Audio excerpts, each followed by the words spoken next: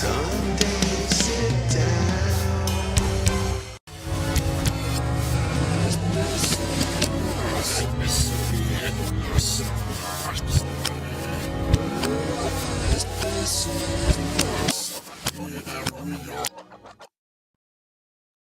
Oh.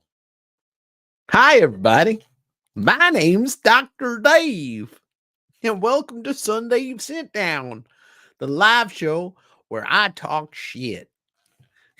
Hi, everybody. Return to the Sundave Sitdown is now. Can everybody hear me okay? How's the sound? Is it too loud? Is it too small? You know, whatever. Tyler's not scared, but he might be. Tyler, he might be. And Daryl's here for the workout. That's right. We're going to take a flip through the Mighty Marvel Comics Strength and Fitness book to see how outdated it is. God! Crank that gain. Okay. Turn up the gain there. There we go. We're on gains. We're talking gains. Derek Strom, what's going on? Long time no see. How you doing? How's everybody doing tonight? I hope everybody's well. I hope everybody's had a great weekend. Everybody's excited for things like Jar Jar Binks and Frank Miller's Wolverine. Yeah, I'm a little fired up tonight. But before we get started, I want to just say thank you to everybody that is a subscriber. I was going to do a 2,500th subscriber giveaway tonight, and then 2 people unsubscribed due to my video today, I guess. But you know what I say? Fuck it. Let's do a giveaway or 2 tonight anyway. Who cares? I don't need 2,500 people to do a giveaway. I can do $24.99 giveaway. For the Marvels as the movie that came out a while ago, because I actually did enjoy it. But what do we got going? We got so I'm returning for sales this Wednesday for West Coast Wednesday, otherwise known as West Coast Wednesday. And if you did watch Lamar, what's going on? If you did watch this morning's video and you watched it all the way to the end, you hear me talk about maybe doing a card sale with our friend Manu, the 9.9 newsstand. And that's going to happen this Friday, live on this YouTube channel. We're going to do like a Marvel card sale, and just hang out, me and Manu, sell some cards, and I'll have some Star Wars stuff and probably some other vintage cards. So if you're into cards, hang out this Friday coming up and join us. But yes, otherwise, comic sales will resume this Wednesday.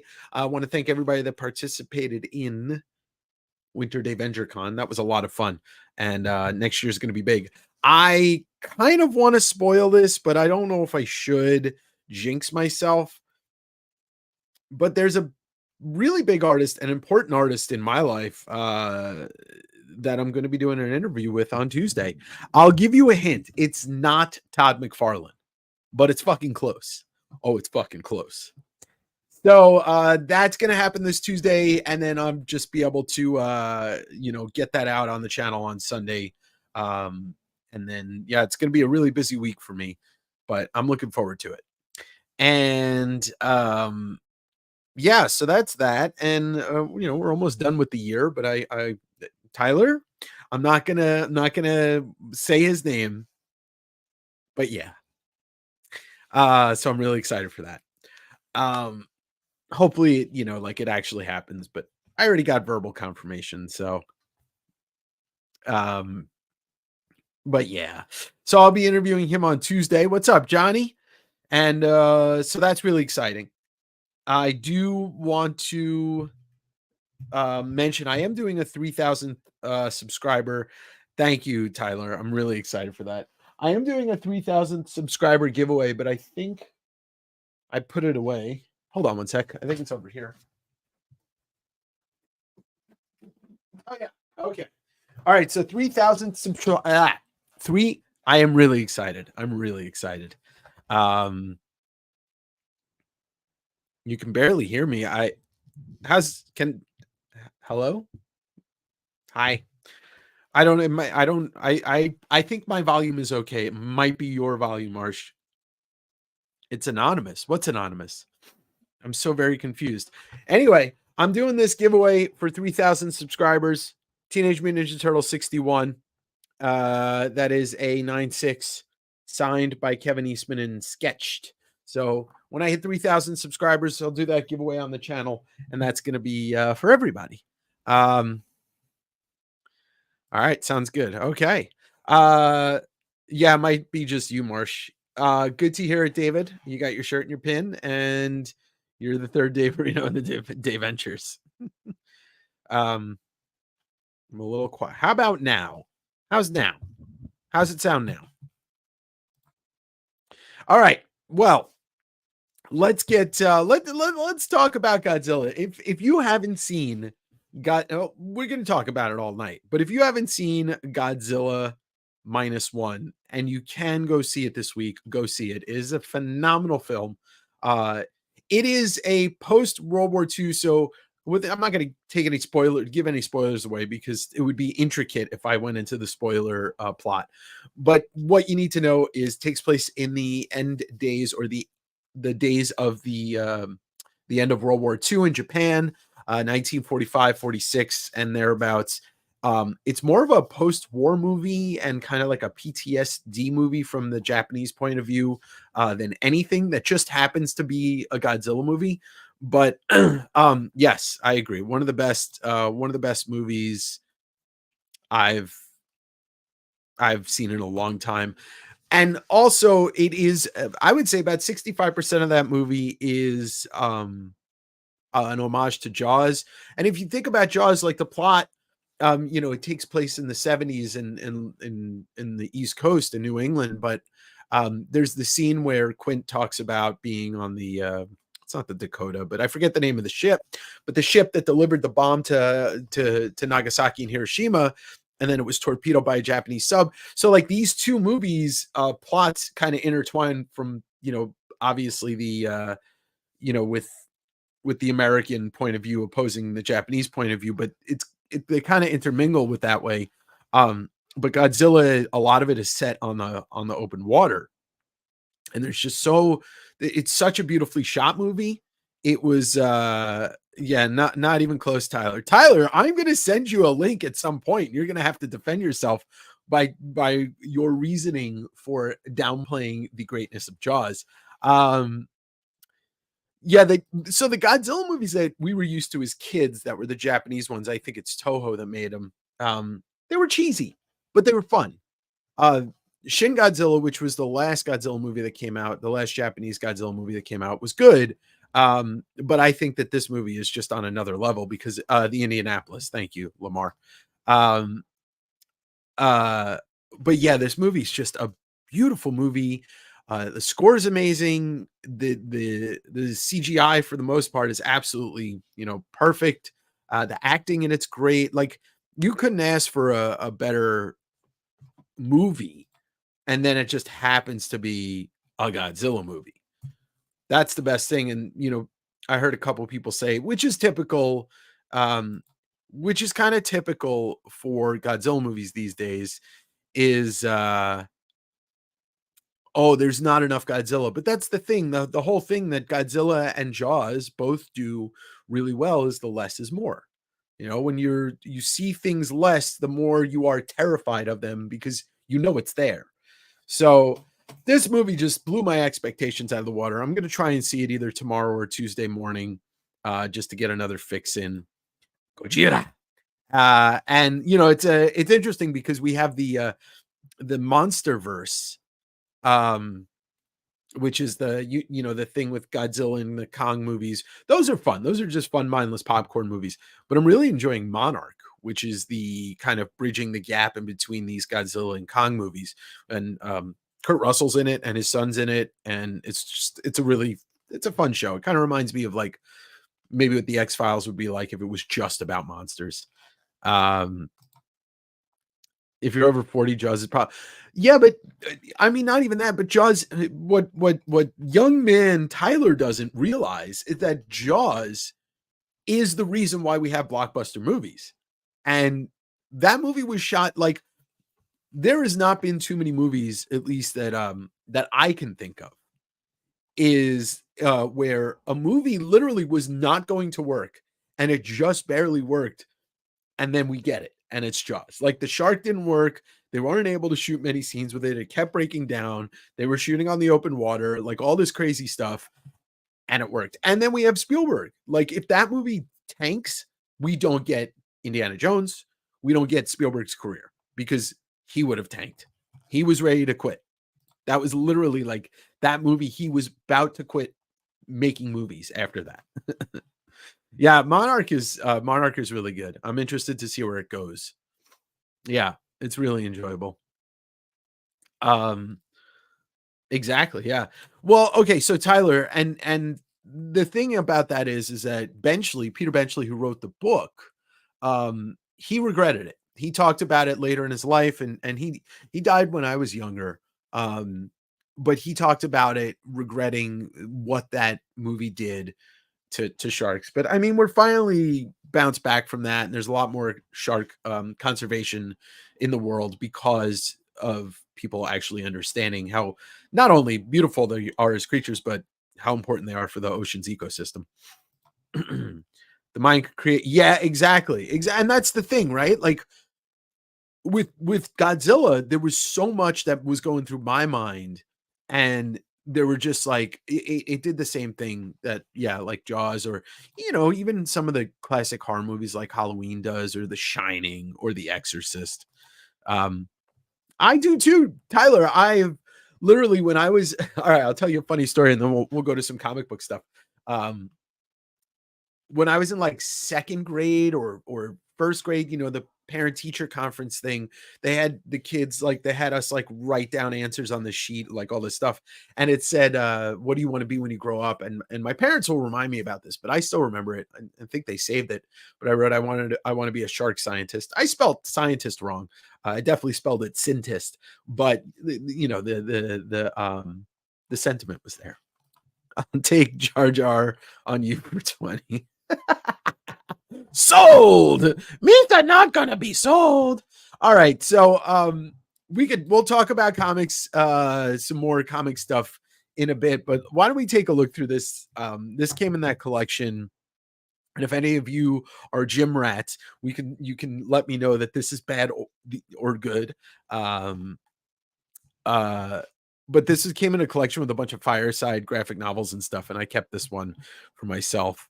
But this is the Mighty Marvel Comics Strength and Fitness book. It's probably like 79.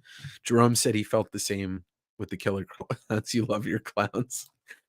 Conservation. So yeah, this is an old written by Ann Picardo and illustrated by Joe Giella, which is interesting because this is something you would think it would have been written, in the 70s. If it's going to be written by somebody, it's like, you'd think maybe like Stan Lee would have gotten like Jack LaLanne, but I don't know who Ann Picardo is. Pretty interesting. Written by Arnold. Well, even better. That would have been hilarious. You fucking girly man. You've got to lift the weights, man. All right. So I'm not going to, like keep too much on every page, but exercises by the Human Torch, the Snack, Crackle, and Pop, which I'm not really sure what I'm supposed to be doing. I mean, I do those stretches sometimes. Jumping Johns, because he's Johnny Storm. The art in this is great. Like Johnny Storm stroll. This Johnny Storm stroll. Join your hands behind your head and begin to walk forward with long steps. I'm going to do that tomorrow. I'm going to go for a long walk with my hands interlocked behind my head in my neighborhood, and see if anybody asks me what the fuck I'm doing. Pick things up and put them down. Torches takeoff stretch, the leg raises. This is my favorite. Yeah, they call those, actually, my old trainer, who used to be my boss, he called those Supermans, but Torchy's tendinous. Oh, tendinous, tummy tilt.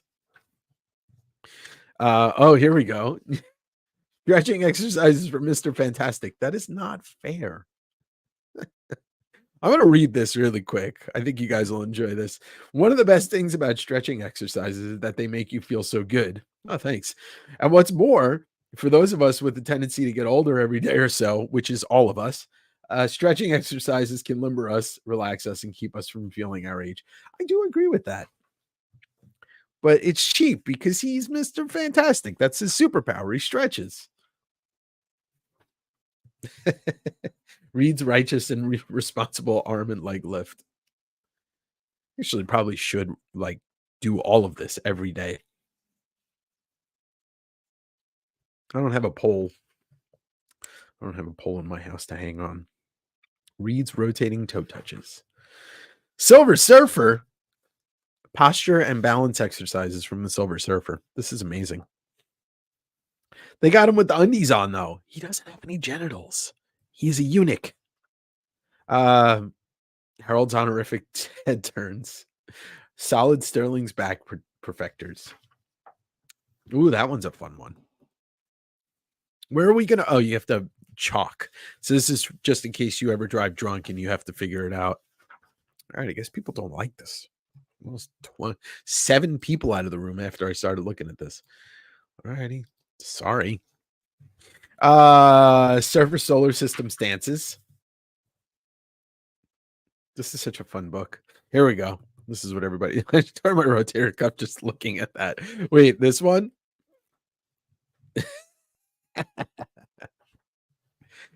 Look at Spidey. You can't keep a good man down. Oh yeah, because that I'm gonna try that one, especially with that speed. Yeah, these are always good stretches. Look at him. Look at that. Look at that package. It's hiding it, but it's there. Little Miss Muffet. Oh wow. Oh, How to Give Yourself a Blowjob by Spider-Man. Sorry, it's not family friendly, okay? Oh, here we go. What was this? The Defenders or whatever team the two of them were on, champions. Pointy ears, partial knee bends. I do those all the time. Oh, see, it's the same thing. It's the Superman, but it's Spidey package. Exactly. Peter said delivery from Miss Watson. The Avenging Son's arm strengthens.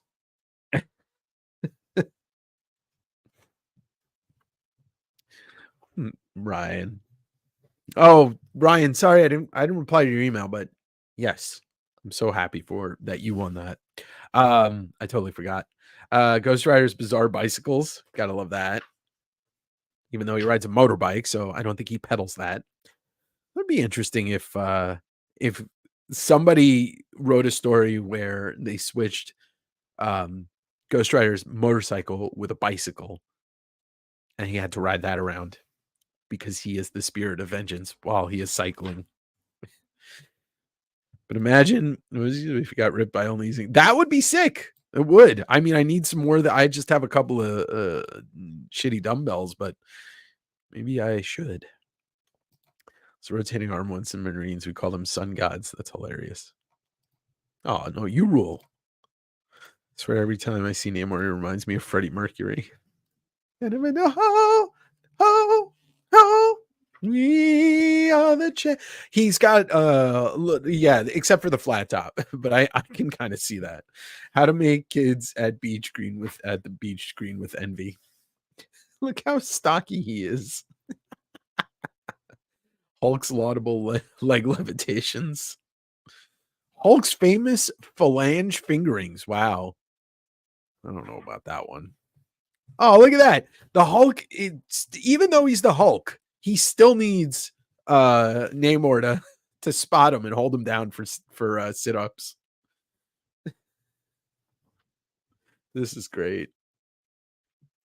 Hulk, yeah, he needs about a 46 pack. Banner's bellicose bench presses. Without a bench. You don't need a bench. See? Without a bench. I don't have a bench. Oh, that's a good one. I gotta remember that one. Imagine just before a big fight, just seeing all the Avengers doing this shit. Yeah, they should have had that deleted scene in the movie where they're all stretching out before the battle in New York. Hulk never skipped leg day. The incredible uncurl. So stand with your. So you go. Oh, you go like that. Interesting. Get those tries and those buys. I guess I don't know. I don't fucking know anything about muscles. What do I look like? The muscles from Brussels. This is too much. My hips. Can you spot me? This book's great. Oh, here we go. Thor jump roping. The 9-pound hammer is a little too heavy. Thor's tried and true back kicks. This is actually for like a 1970s book and a workout. This is actually, it seems more advanced than it should be, even though I know it's not really advanced, but I guess this is kind of like, the Rocky Rocky workout type thing where it wasn't fancy. It was just a lot of basic things that you use, like him training in places that are not fancy. Thor jumping rope. That's right. How about this one? A little muscle never hurts. Let's see what it says about Luke Cage. This isn't the easiest chapter in the book, but then Power Man is tougher than most superheroes, reluctant or otherwise. We wouldn't suggest that you kahwump right into these exercises. Not until you've been working on the others in the book for a month or so, then start slowly and make sure you aren't hurting yourself. Oh, actually, all right. So it's giving you a little disclaimer. Hulk saying, I'm here to pump you up. I want you to do a video of all these in person. I mean, look, if the problem is, and I thought about actually doing that when I found this book. Problem is, I have to shoot everything myself, right? I don't have anybody to help me shoot. This would be a pain in the ass, but maybe over time I could shoot it a little bit, show the book off, then shoot it, like in a couple months I'll have a full video. Lamar, I got a collection a couple weeks ago that had like the Fireside graphic novels, which this is one of them. And a couple of them I sold already. This I'm keeping, and I got 2 more that I don't think I put out for sale yet. Here, Hulk now, believe Hulk later. All right, so yeah, these are the Luke Cage free squats. Look at those. Look at that. Man, this ain't no big deal. Yeah, they got you doing some like more advanced stuff. Which I would hurt myself if I jumped into it. Oh, great. Yeah, just what I want. Some young man exercising that has normal metabolism and a 44-year-old geezer that used to be in the best shape of his life 2 years ago and is not anymore. Let me get some Marvel Legends. Okay, David, maybe you should put that in a DM and not the chat. I need leotard. Luke's lying down, limb lifter.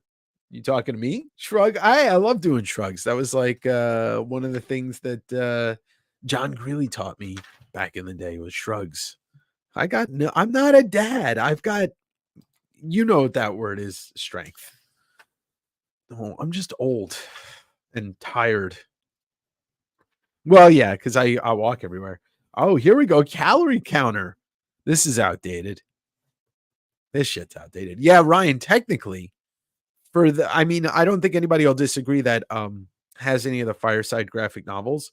This is the best. This is like the peak of Marvel's printing, because after this it really went downhill and now it's all digital shit. So, all right, so the calorie counter, and then we get to Sue's workout. And Sue's workout is I feel like this has got a little bit more of the gymnast vibe. Maybe not. Oh yeah. Yeah, like the yoga gymnast vibe. See, I can't do that shit. I've tried. It hurts. This is the most anatomically carries I've ever seen. Oh, I got you. Yeah, of course. And then of course that comes with this. Ben Grimm wearing his nearly nothing work for his workout. So, all right, speaking of anatomy, what has Ben Grimm got? Does he have it? Or is it just like a lump of rock? Does he have a dick? Does the Thing, okay. Marvel Comics really needs to be exploring, does the Thing have a dick?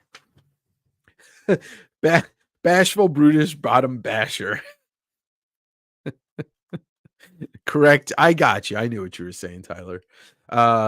Orange skins said sedentary stomach squelcher.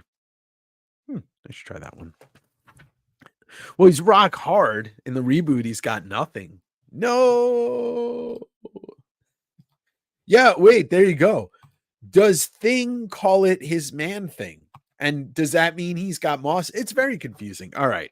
I'll have to say I love you in a sauna with Medusa. It's just her moving her mouth. Stick your chin out as far as possible. Hold it for a 5 count. Like this? Are you doing like tighten this up? Then move your jaw to the left and hold for a count of 5. This sucks. Then move your jaw all the way to the right and count to 5. This is so weird. No, I'm never doing this again, especially live. It's made of all rock and goes straight to the pound town, literally. Couple little pieces. See, we all have to, yeah. He came back. Yeah, that's true. And we all know that. That's why Sue stays with him. Red's ravishing. Okay, I'm not doing any of this. I only have eyes for you. Eye exercises? This is stupid. This is stupid. The second greatest refuge. This is planking. It's like early planking. Do not. I mean, I can clip that. But what are you going to do with it? Post it on my YouTube channel? How to Unwind, Forgive, and Forget by J. Jonah Jameson. Wow. So it's like a little yoga meditation exercises here. El Cheapo's back and neck rest. The Jameson roar. Yeah, this is early yoga stuff. Americanized yoga, I should say. Final results of how I get the kinks out contest. After our debate, the channel is mine. So yeah. All right. What are we debating? I mean, do you really want to go to debate me on Jaws? And you're going to bring reasons why it's not the greatest movie of all time? I mean, it's an opinion thing, right? An all-American give and take. I like this one. This is teamwork, truly teamwork right here. The partnership's patella flexors. It's a Captain Falcon's buddy backward knee bends. Anybody want to come over and do this with me right now? We'll record it for the channel. See, that's the thing. I can't do this with myself. The Visiting Visions Base Runners. This is great. I love this. This is just a baseball thing in the middle of in the end of a fitness book. Doesn't make any sense. Oh, here we go. Cap's handy Indian wrestle. Probably an old phrase that probably shouldn't be used, but hey, it's okay. We'll just call it arm wrestling. And then there's this. How do we not have this on a t-shirt? Who wants to make this t-shirt? I will market them. With great power shouldn't come great aches and pains. So yeah, the Mighty Marvel Strength and Fitness book. There you go. Yeah, you got to get that. You get that tattoo, and I'll get that tattoo, Tyler. With great power shouldn't come great aches and pains. Actually, it's a fantastic tattoo idea, especially as you get older. But yeah, this, if you find one of these, pick it up. It's great. I think it's like a $30 or $40 book, but I'm going to keep this for a while. If I do ever come into another one, I'll be happy to offer it up in a West Coast Wednesday sale. All right. I want to show you guys something very interesting. Daryl, I'm glad that you did. I knew you would appreciate that. Yeah, the fireside books are no joke. Some of them are expensive. I have a couple that are pretty pricey, 60, $70. But check this out. Here's something I found. I was flipping through Action Comics Weekly because I got a collection that had a couple of these in here, and a bunch of them have Mike Mignola covers. But what I found here, and I want you guys to give me your opinion of what you think, who the artist is behind this. There is a promo shot here that I was catch me at the gym. Okay, so check this out.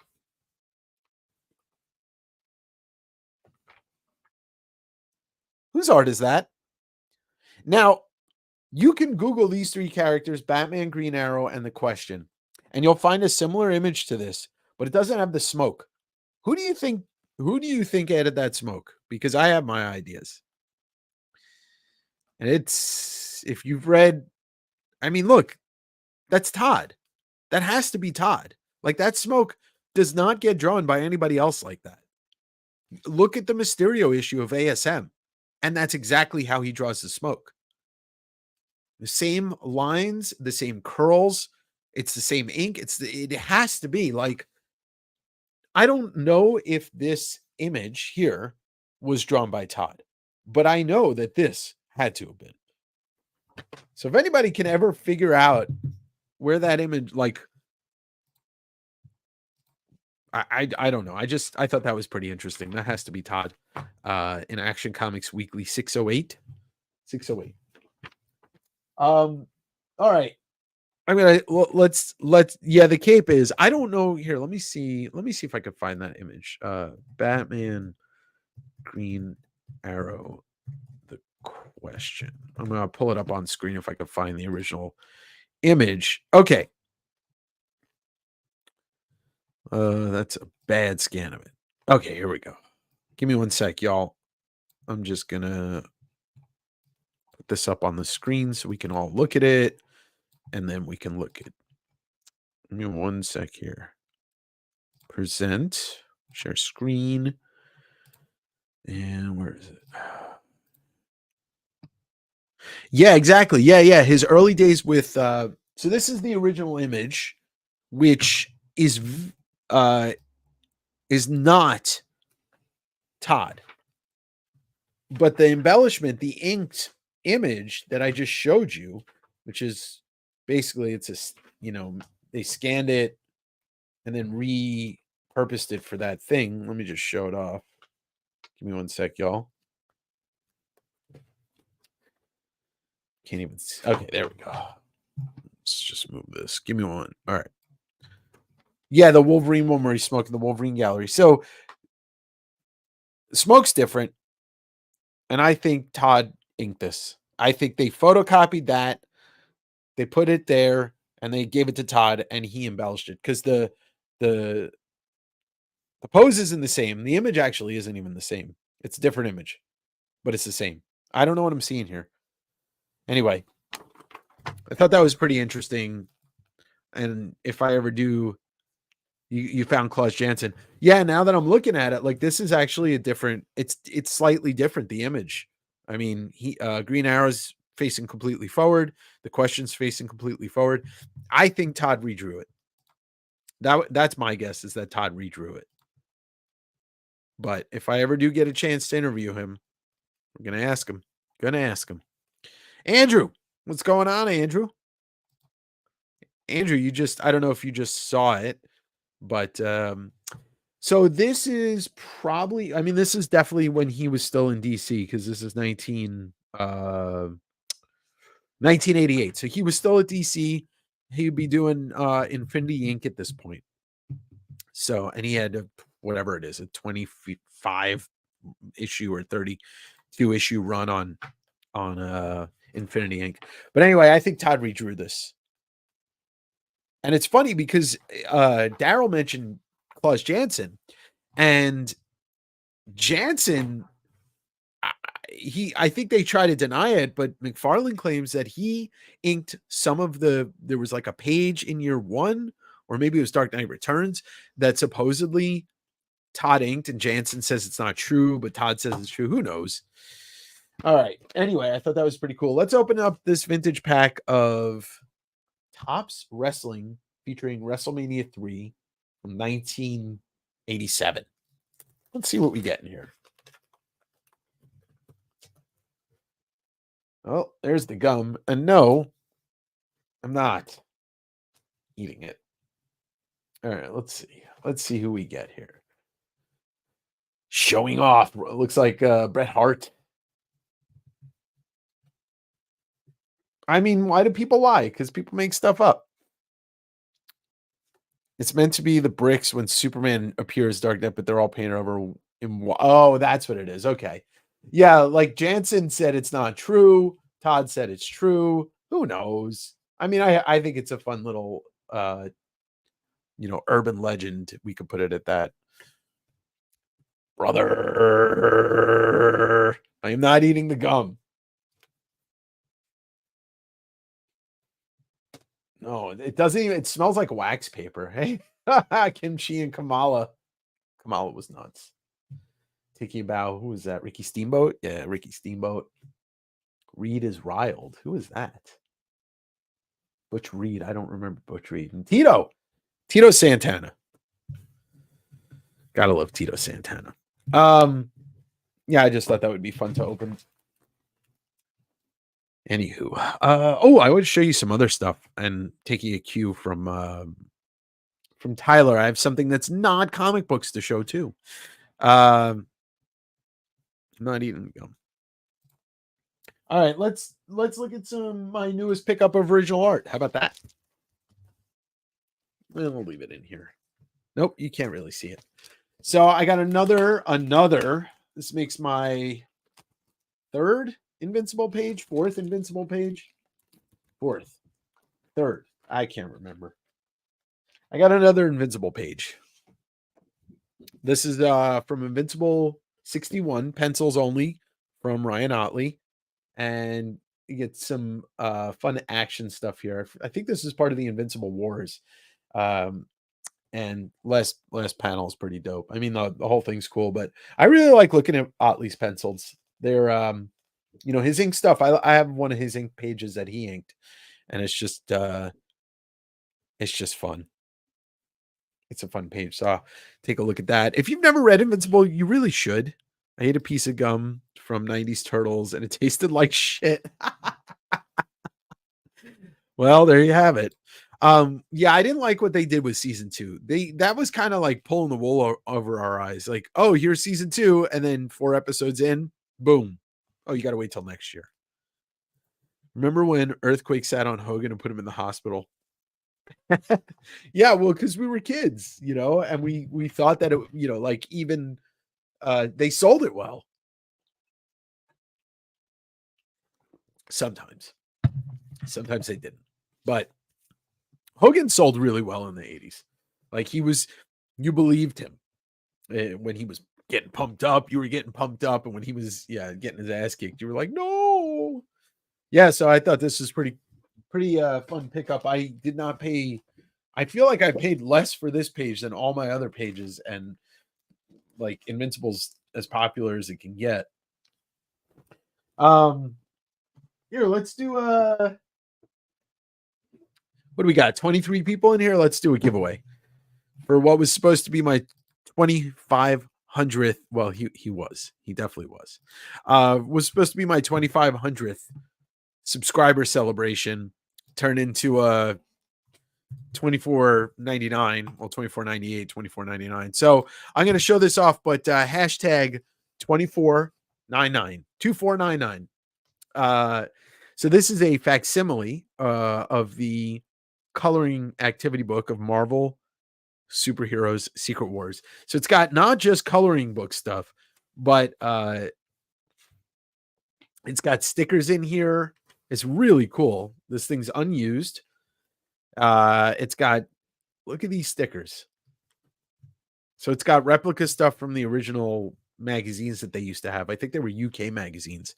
So I'll give this away to anybody. I'll do the drawing in, a minute or two. We'll just flip through it and, I'll ship this to you tomorrow, unless you want me to hold it if you're going to buy stuff on Wednesday. Yeah, so there's a lot of just cool imagery in here. David Anthony so there's some stuff from David Anthony Kraft in here. Dave the Dude. I buy all the cool superhero comic books I can. If you come across more, of course, Tyler. But yeah, so there's a lot of fun stuff in here. They got pictures of the original stamps on here. It's a little bit of everything here. Some puzzles, more stickers, tons of fucking stickers.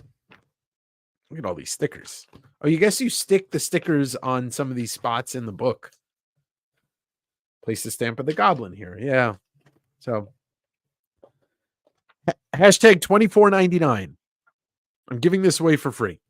All you have to do is put hashtag 24.99. How many people entered? Less than 10? We have 9 entries. Does anybody like free stuff? Look, you even get a reprint of Secret Wars #1. You can color it. You can color Secret Wars #1 however you want in this coloring book. And if you do, I will post pictures of this on the channel. And then look at this. Look at it. Get a free Secret Wars 1 poster.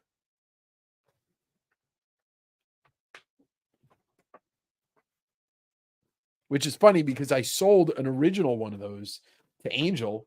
Oh, look at this one. I kind of want this one. Whoever wins this, can I have this? Just kidding. You're going to put it, fine, put all the dicks you want on it, Tyler. All right, only 10 people entered. I don't care if I have to ship this to Canada. Rob, you entered, so I don't mind. It's free. Manu didn't even enter. He's probably not even watching anymore. He's probably like, meh. I'm just kidding. He's probably in there. Now he's going to say, I'm here. Or maybe he won't. Who knows? Maybe it'll be reverse psychology. I don't know. All right. Well, I'm going to give this away in 30 seconds. Hashtag 24.99. Thank you to all of my subscribers and to the one person who unsubscribed. Right there. He's on eBay. You're probably right. He's looking at stuff on eBay right now. All right. Well, we're going to share the screen and I'll do the giveaway. Share screen. Boom. All right. Giving it away in 10, 9, 8, 7, Dr. Doom, 5, 4, Fantastic Four, 3, like a 2, fucking 1, hashtag 24.99. Here we go. Who's gonna win the free Secret Wars? Let's see. And it is Ty. Oh, wow. Oh, my God. Tyler wins. It wasn't rigged.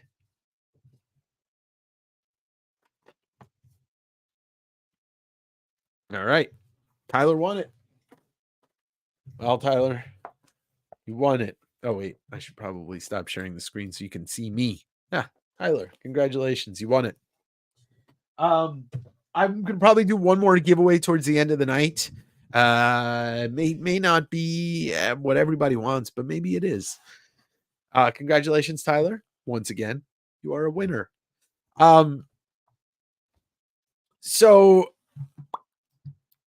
did you guys see this clip of that guy that I forget what his name is that owns his comic book store, and he was kind of going off on new comics. Awesome, Tyler. Well, I'm glad to hear. He was going off on new comics, saying like nobody like stop putting yourself in your own stories. Nobody wants to read about you. Blah blah blah. I could play the clip if people haven't seen it. I'm sure I can go find it on YouTube. And it became this big thing, which is still going. Mark Miller kind of put an amplifier on it and brought the guy on his show and just had like a 25-minute conversation. And then Mark jumped in. And I even commented on the video that Mark Miller dropped on his channel. And I said, I don't quite understand what this guy's talking about. Like, what writer doesn't put pieces of them into their stories? That's why they're interesting. Like, even Neil Gaiman, who's the greatest of the greats, and Stephen King, pieces of their personality are in their stories. They wouldn't be good writers if they didn't. And I don't read a ton of new comics, especially superhero comics, because I'm fucking 44. And I don't need to read superhero comics all the time. I like reading different things. That's why Marvel movies aren't the only thing I watch. And so regardless of I don't know what this guy was talking about, like what specific comic book writers, and somebody had said on my comment, said like Tom King's a good example. And the only thing I've ever read of Tom King might have just been like his early Batman stuff. But I don't even think I read much of that. Yeah, exactly. When Todd was writing Spawn, like is literally the beginning of the first 15 issues, like the Billy Kincaid story, the one in the South with the lynching, the one with the kids who were getting beaten by their dad. Here come the lasers. That was Todd voicing his opinion. And it's like, yeah, made for better stories because he actually wasn't writing just a boring old plot. But what I'm confused at is like what I see, and look, I'm if anybody, by the way, right now at this point, if anybody wants to come on the show and talk about modern comics and have this part of this discussion, just let me know. I'll send you a link. This just got to be on Instagram. But what what I'm confused about is like people are bitching about new comics and they all suck. And they're like, "Oh, it's not like it used to be and not like it used to be." All right.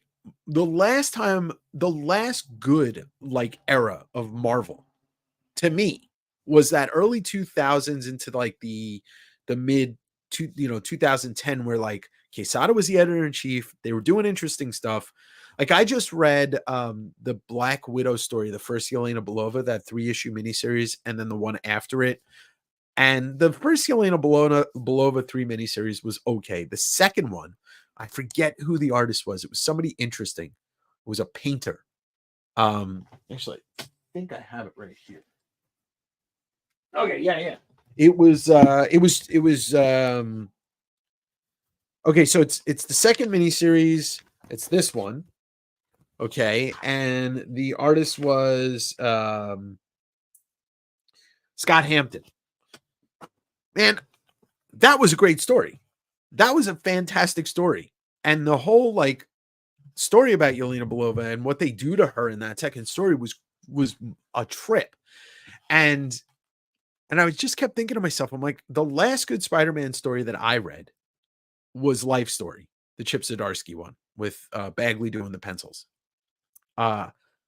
Does anybody have a good Spider-Man story that's come out in the last 15 years? So I hear all these people like harping on what they want from their superhero comics. I'm like, but what was the last good one? What's your example?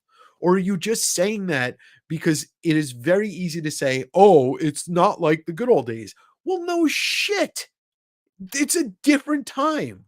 My body doesn't work the way it used to 15 years ago because I'm older. Movies don't look the way that they used to look in the 80s because it's not the 80s.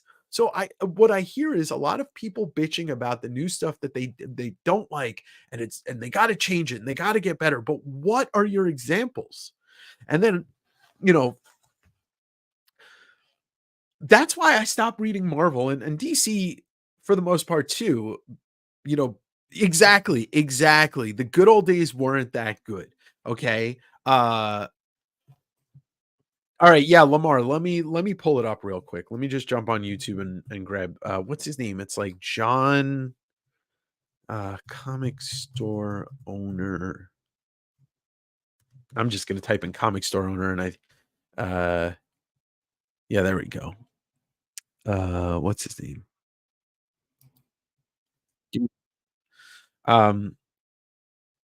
Okay, I'm gonna play the clip. Just give me one sec, y'all. And I'll get this booted up so you guys can see it.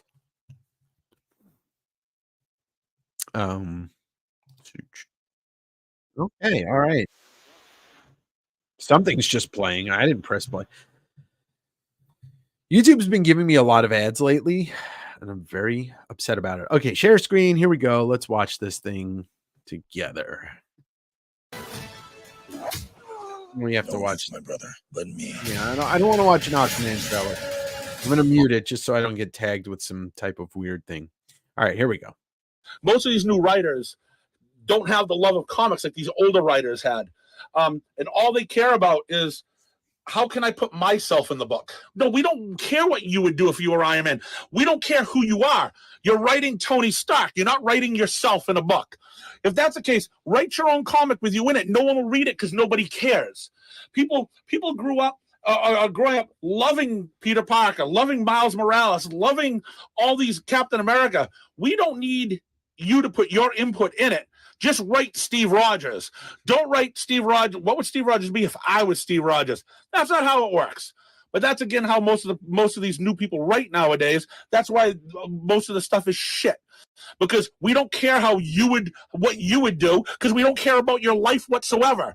Just write a book, get paid for what you do, get paid for what you're supposed to be doing, and make it a good story. All right, so yeah, it's a rant we've all heard in the comic book store. Yeah, I don't really understand who he's talking about that are we saying that Scott Snyder's a character in his stories? This is true. Everybody does have something to complain about all the time. But I don't really know what he saw. Like, I don't have what's up, Amber? I don't have any Peter Parker. I don't have any frame of reference for it. I don't know what he saw. I read, for example, I read the new Somna, Tula Lote and Becky Cloonan, and it's a fucking smutty, horny ass folk horror book, which I really enjoyed, and the art is absolutely stunning, and it's one of the best books I've read in a long time. And Jacques Gone also. I think the problem is the people that are still trying to read Spider-Man that are 40 or 30 or 50 years old, run your fucking horizons. Read something else. Doesn't begin and end with Spider-Man, So he's saying he wants Stan Lee original, no input on society. Except Stan Lee would throw some of that stuff in there every once in a while. Yeah, I know. He's a comic book store guy. I mean, look, he's got a right to voice his opinion, and I'm sure in his head or whatever he's specifically saying, it makes sense. I'm just not getting it. I think he's upset a lot. What's up, Bueller? I mean, that's the thing, right? I'm just losing the but it's not just him. Good evening, Ryan. Hi. But that's the thing I say. Okay. And I said this to Miller on Twitter. There's 40 new books every week or whatever it is, 50 new books every week. There is 100 fucking years of comics behind us. If you're not really enjoying what comic book stores are what new books are coming out, go read something you never read. I got to imagine there's hundreds of thousands of people that claim they love comic books but have never read an issue of Sandman. They've never read Miller's Batman, Miller's Daredevil. They've never read Watchmen. They've never read anything by Daniel Clowes. Go back and read something. You might find there's an appreciation for stuff that you didn't read. And then you might end up looking at stuff that comes out newer that you wouldn't normally look at, instead of just complaining about these writers. Now, I listen to him. He's not wrong about the big two. I know, and I don't, but I'm still trying to grasp his what writers are G. Will Wilson wrote that Miss Marvel book, which brought the first Kamala Khan, and G. Willow Wilson's a Muslim woman, and that fucking book made so much sense from her viewpoint and the way it was written. I want more writers to write what they know. And if that is what this guy's complaining about, then I don't know. I don't know. That's I can't disagree with that either, Andrew. Clear point of view seems to be getting more and more rare. He's not making an argument clear. Yeah, I mean, look, let's talk about something else. And this is different for me. You guys know I don't really talk about what everybody's talking about, but I think the last couple of days or the last week, I've seen some interesting stuff that I want to talk about. And one of them is this John Cassidy cover. I thought I saved it on my hard drive here, but give me one sec. It's not in there. All right. I'm going to pull this up because this has been getting talked about. And this kind of brings me into another one that's probably going to piss people off what I talk about. All right. Thank you. Thank you, Dan. Look, I don't read a ton of new stuff, like I said, but I do like when I hear about something like Sean Antipop, and like he asked me about new books because he's probably one of the more voracious new readers, and sometimes he'll suggest something and I'll pick it up and I'll like it or I won't. But I'm always open to listen to people talking about, and they're like, oh, I'm reading this and it's really good. But yeah, it seems these days most people are complaining instead of saying positive things. All right, let's take a look at this fucking thing right here. So supposedly this is a real variant cover that John Cassidy, who fantastic artist, did Astonishing X-Men, he did Authority, did Planetary. Supposedly this is going to be a variant cover for X-Force 48. To me, that looks like either AI or not his art at all. But everybody said it's real. He didn't cite any particular examples though. Yeah. All right. Well, look, I mean, Grant Morrison, if you want to talk about writing out a character, then we got to go down the Grant Morrison route, because Grant Morrison has taken every character he's ever written and threw them out, literally in the garbage. Yeah, this is a very awful image. It's very strange. It's off, and it looks like AI, or it looks like a sketch. And I mean, I'm sure John Cassidy will eventually say something about this if it's real.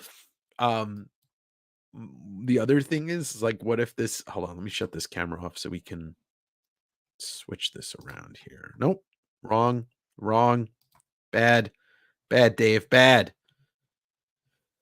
All right, give me 1 sec. I don't know what just happened here. Let's just put it back up. There we go. All right. I don't know what to think about this. I mean, this is like, yeah, this is like out of character. This would be like if I decided that all of a sudden tomorrow, this is a Barbie channel. And I'm not talking about the movie. It's just Barbie. It's all Barbie. I've had enough of DC doing the multiverse thing, Crisis. Yeah, no. And I mean, it's a cheap way to, it's almost like they're shitting. When they do that, when they reboot, it's like they're shitting on all the good stuff that was laid down. That being said, I think the last really awesome Batman thing I read was Capullo and Snyder's run on New 52. But then again, that was now 13 years ago. So, he drew this in his sleep.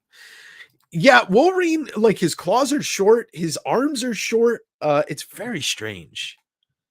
It looks like AI. Yeah, it definitely looks like AI.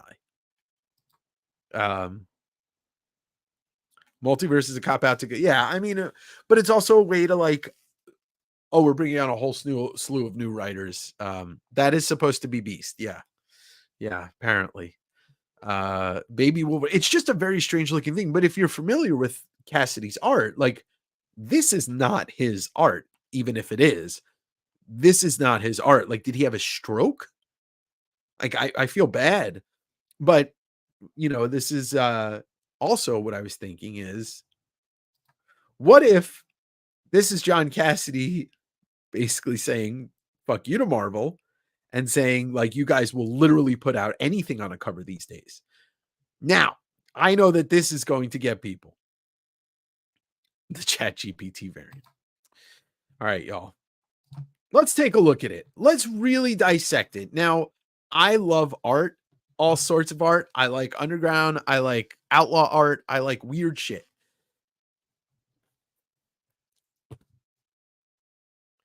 This is probably the most talked about cover in Marvel Comics in the last 10 years. The Frank Miller Wolverine. Now, I get it. This is a fucking weird image, but I will say this. Show me something that Marvel is doing that looks anything like this weirdness, or this, or this, or this, or this, or this. Frank Miller doing whatever he wants in 2023 for Marvel after him almost dying, whatever it was, like 15 years ago. Yeah, I'll give me all of these. I will take all of these. Every single one of these. This is underground art. This is like, if you saw this in a R. Crumb book in 1970, you'll be like, oh, they put Wolverine in there? It looks fucking weird.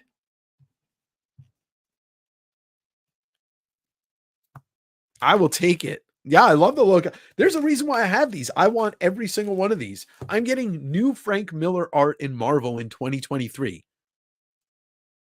We don't even get new Todd art that looks like he illustrated it because he doesn't.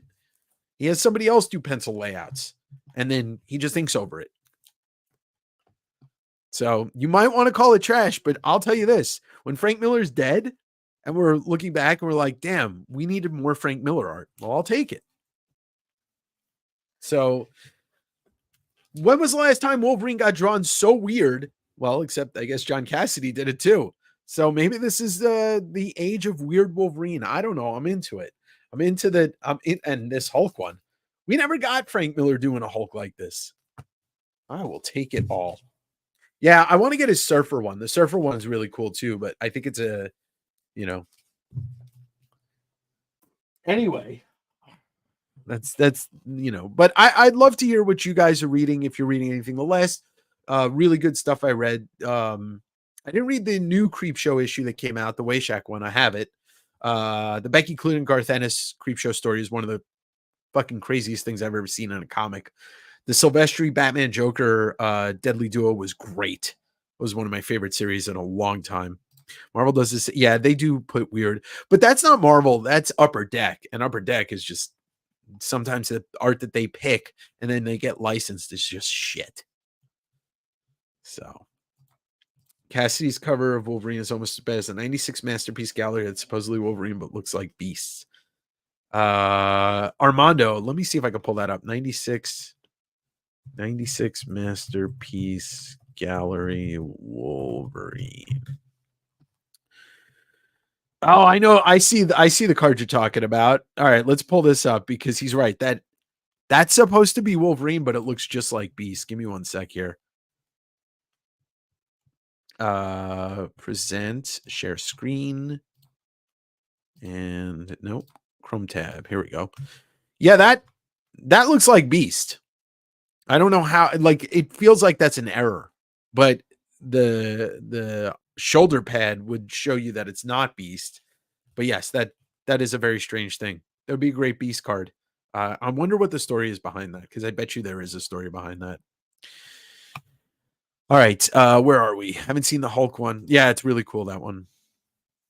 I don't like digital drawing either for the most part. Like, and that's why, there's a lot of books that I just won't read. If you look at like a lot of the Art Germ and all these, like it's all digital looking, even if it's not.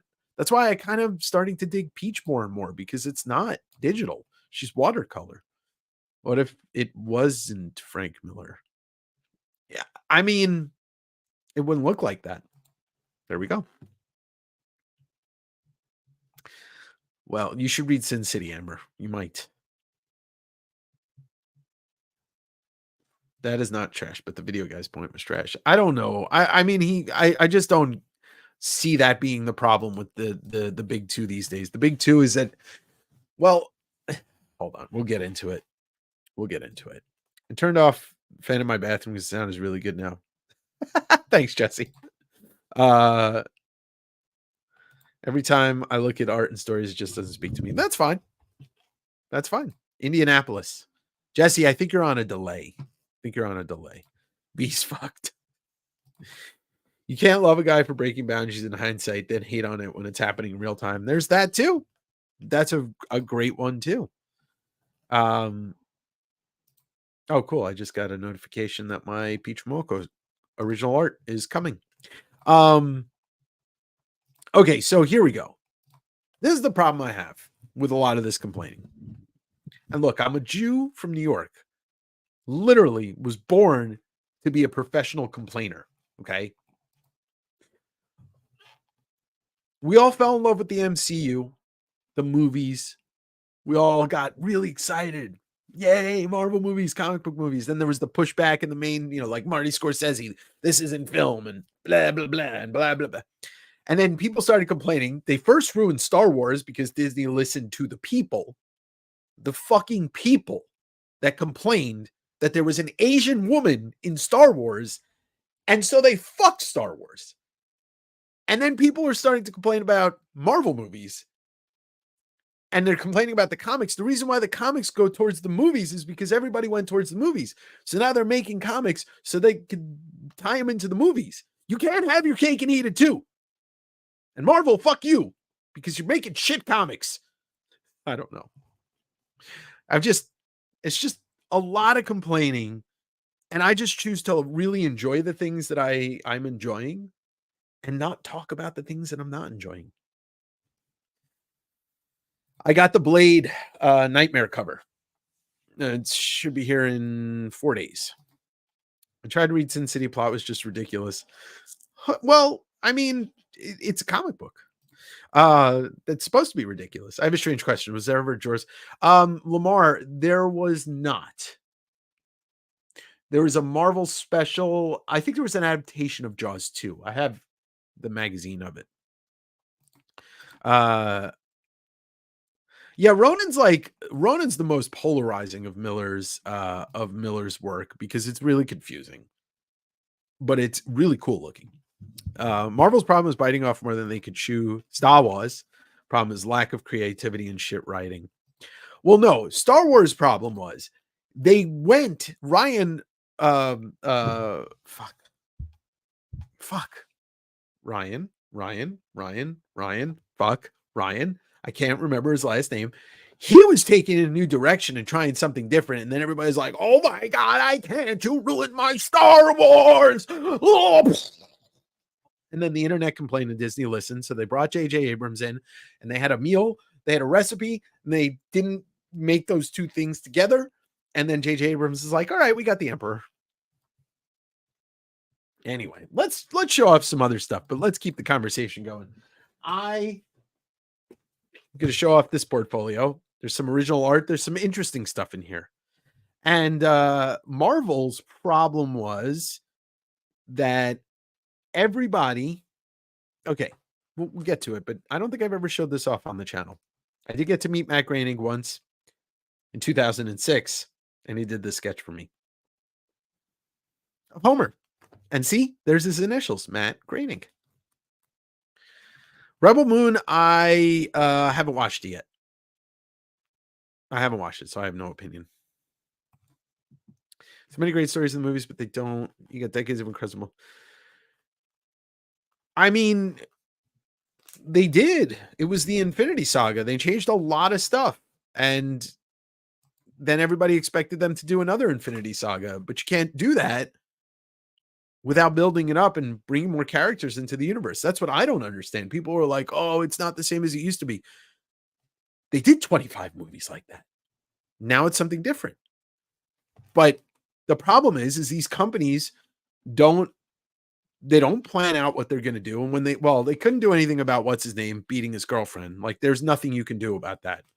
Stupid people are going to do shitty things. But they started to set up the multiverse, and I thought Doctor Strange is a fantastic movie.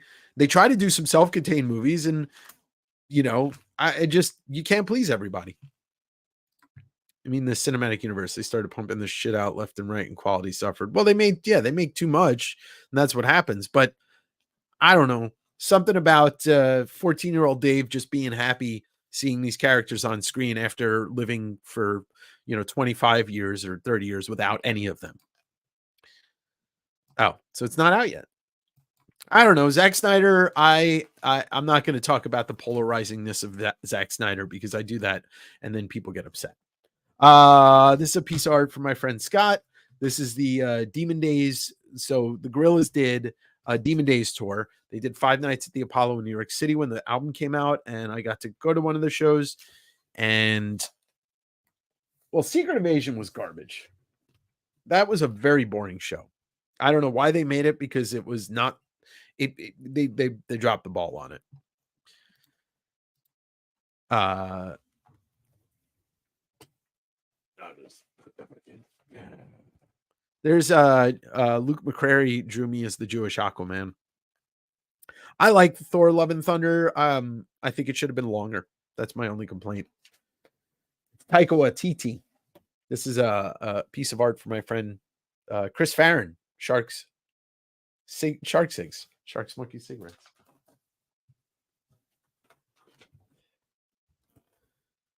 I mean, the comics. But then Amber, you're gonna piss people off because people want their favorite stories adapted. Where I get what you're saying, I'm not one of the pissed off people. The amount of people that just gargle Snyder. I mean, because he's got his own style and he's one of the very few people to ever try stylizing these mainstream comic book movies. Better or for worse, the script may be shit, but he's got a style. And I think Watchmen is top 3 on the comic book movie list.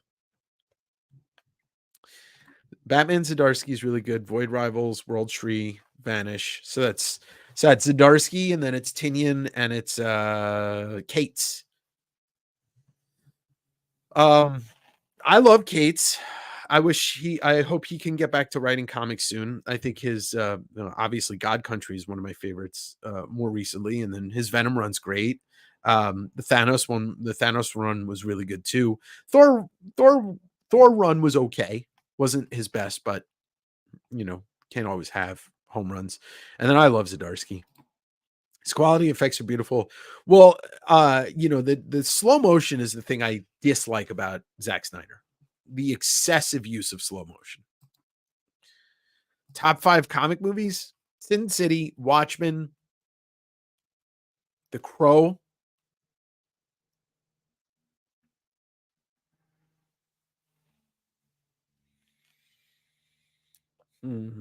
Spider-Man 2.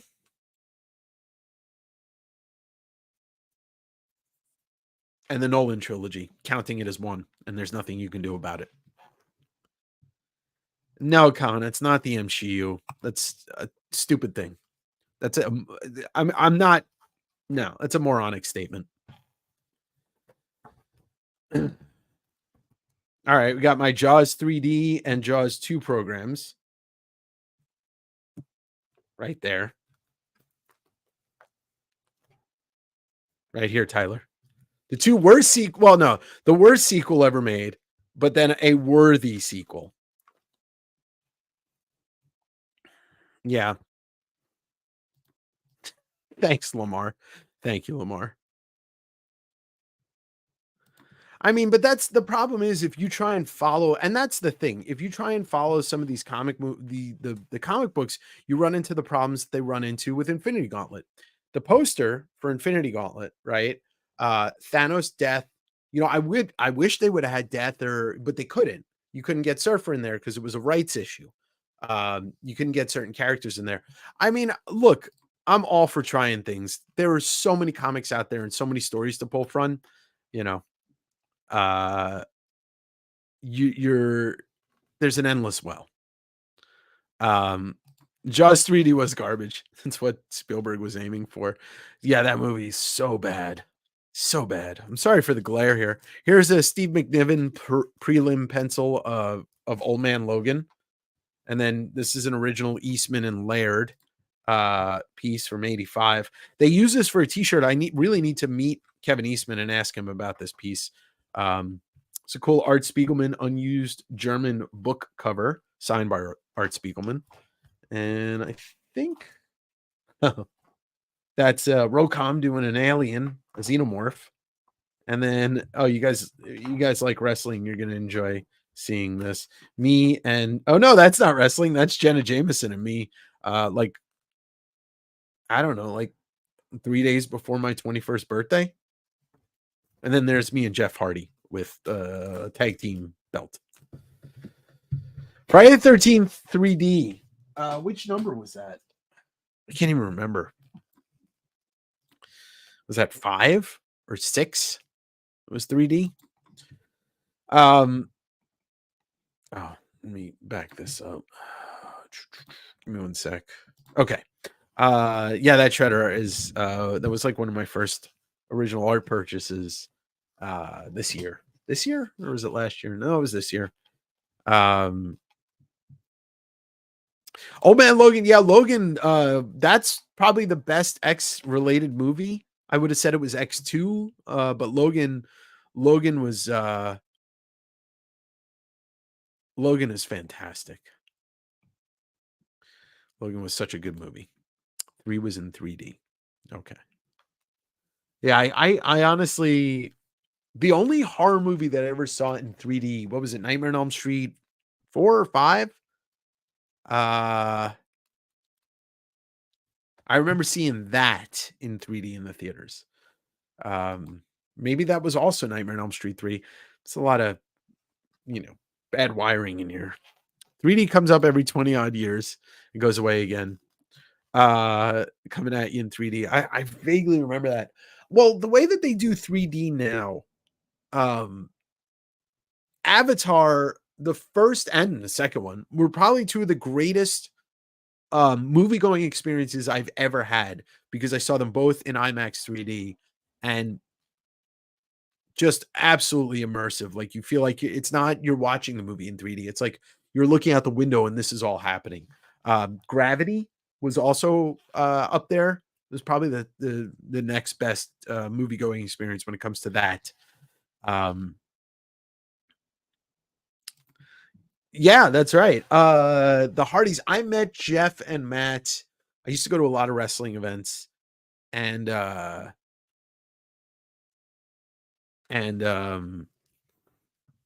got to be friends with some of the guys, and then a bunch of us were down in North Carolina for SummerSlam. I don't know if I can remember, 98, 99. And we met up with Jeff and Matt at the Waffle House after, and Lita. And then Jeff's like, hey, where are you guys going? Like, they basically just invited us to stay over so we could go to, whatchamacallit. So we go to Raw the next day. But I don't know. I just got to be really friendly with them. I don't know. Weird life. Why are you sad now? Because if you voice an opinion on something, you can't expect people to not voice their opinion back. Was it Clash of the Titans 3D? Yeah, that was the one with fucking what's his name from Terminator Salvation, who was also in Avatar. I didn't like that movie, the remake of Clash. Saw that, nobody told me, my pal.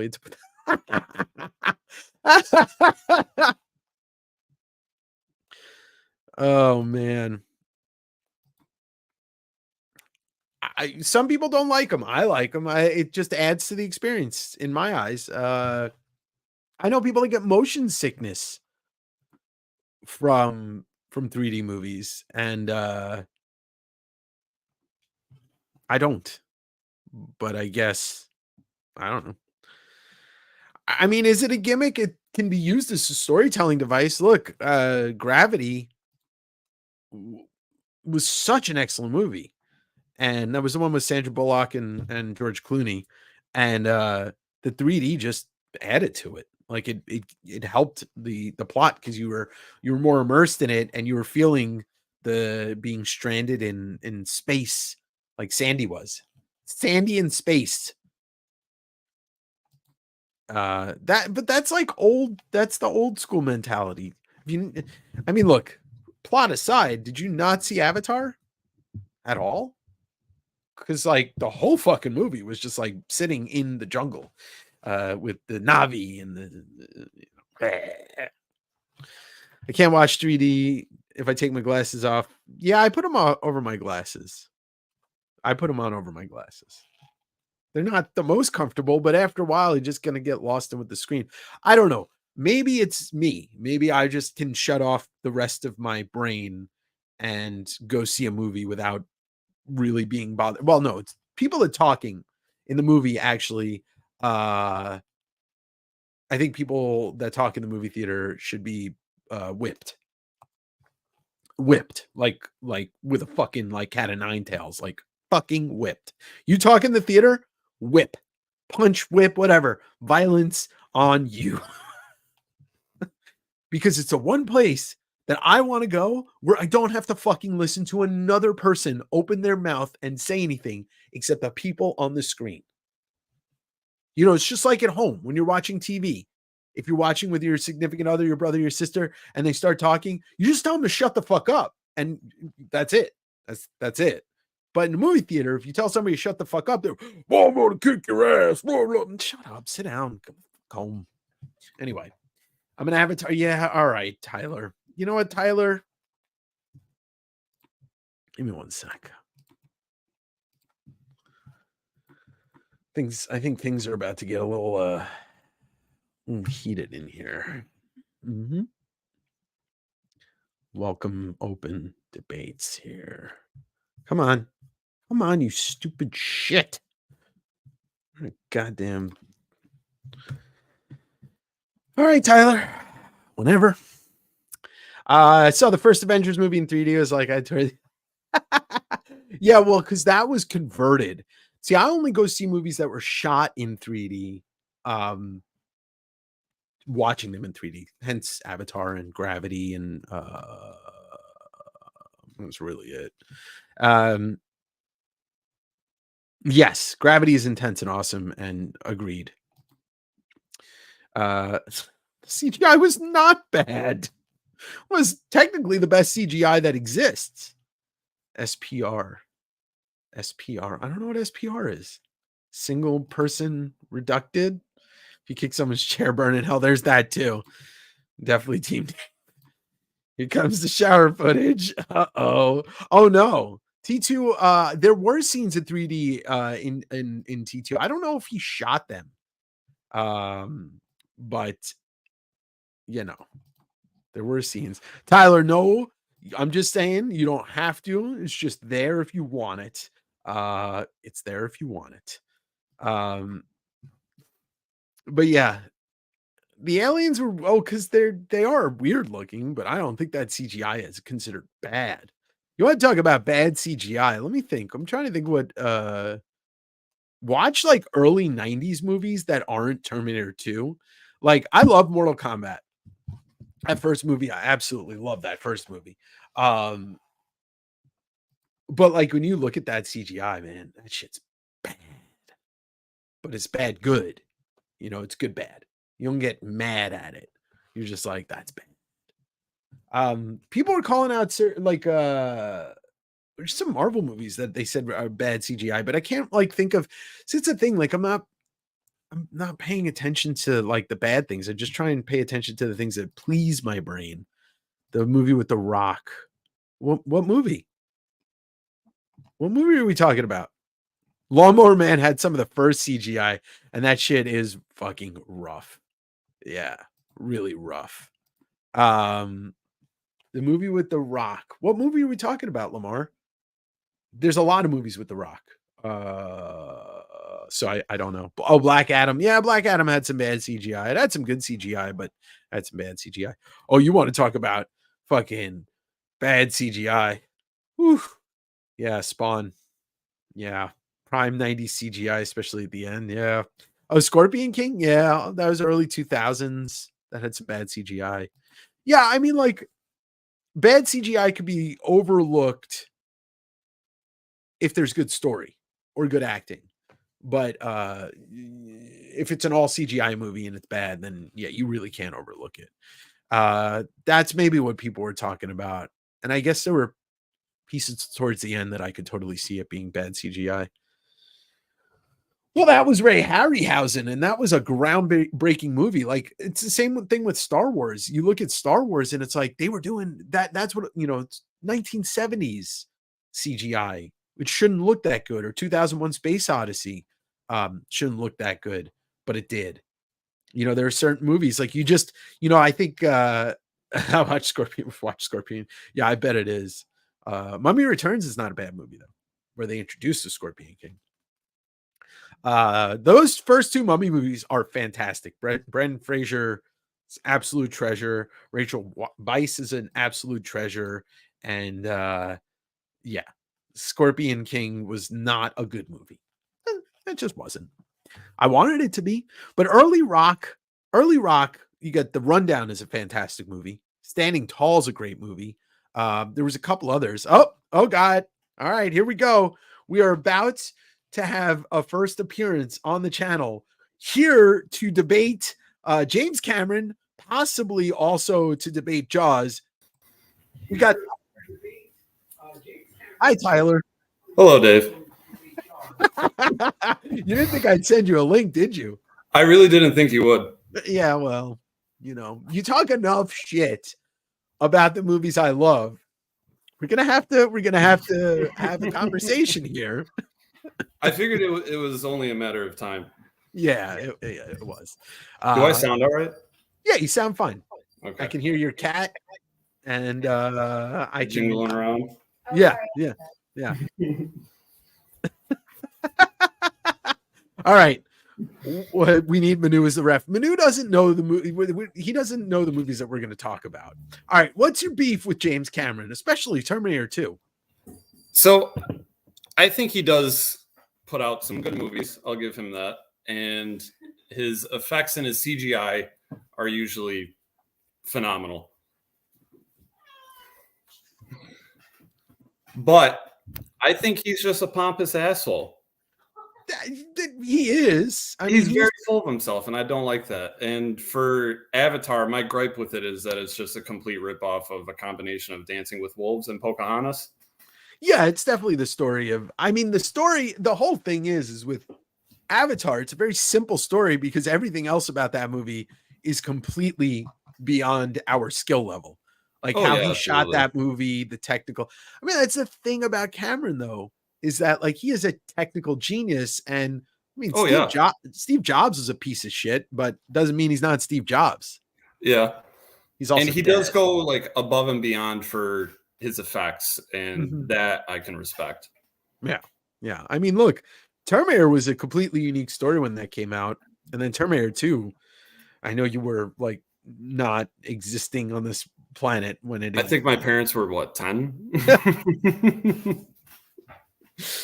I was 15 or 14. No, I was 13. Oh God, I was 12. Okay, then. So they were, I mean, what year did that come out? 92, I think. Terminator 2 comes out in 92. Okay, so I was 3 years away from being born. Yeah.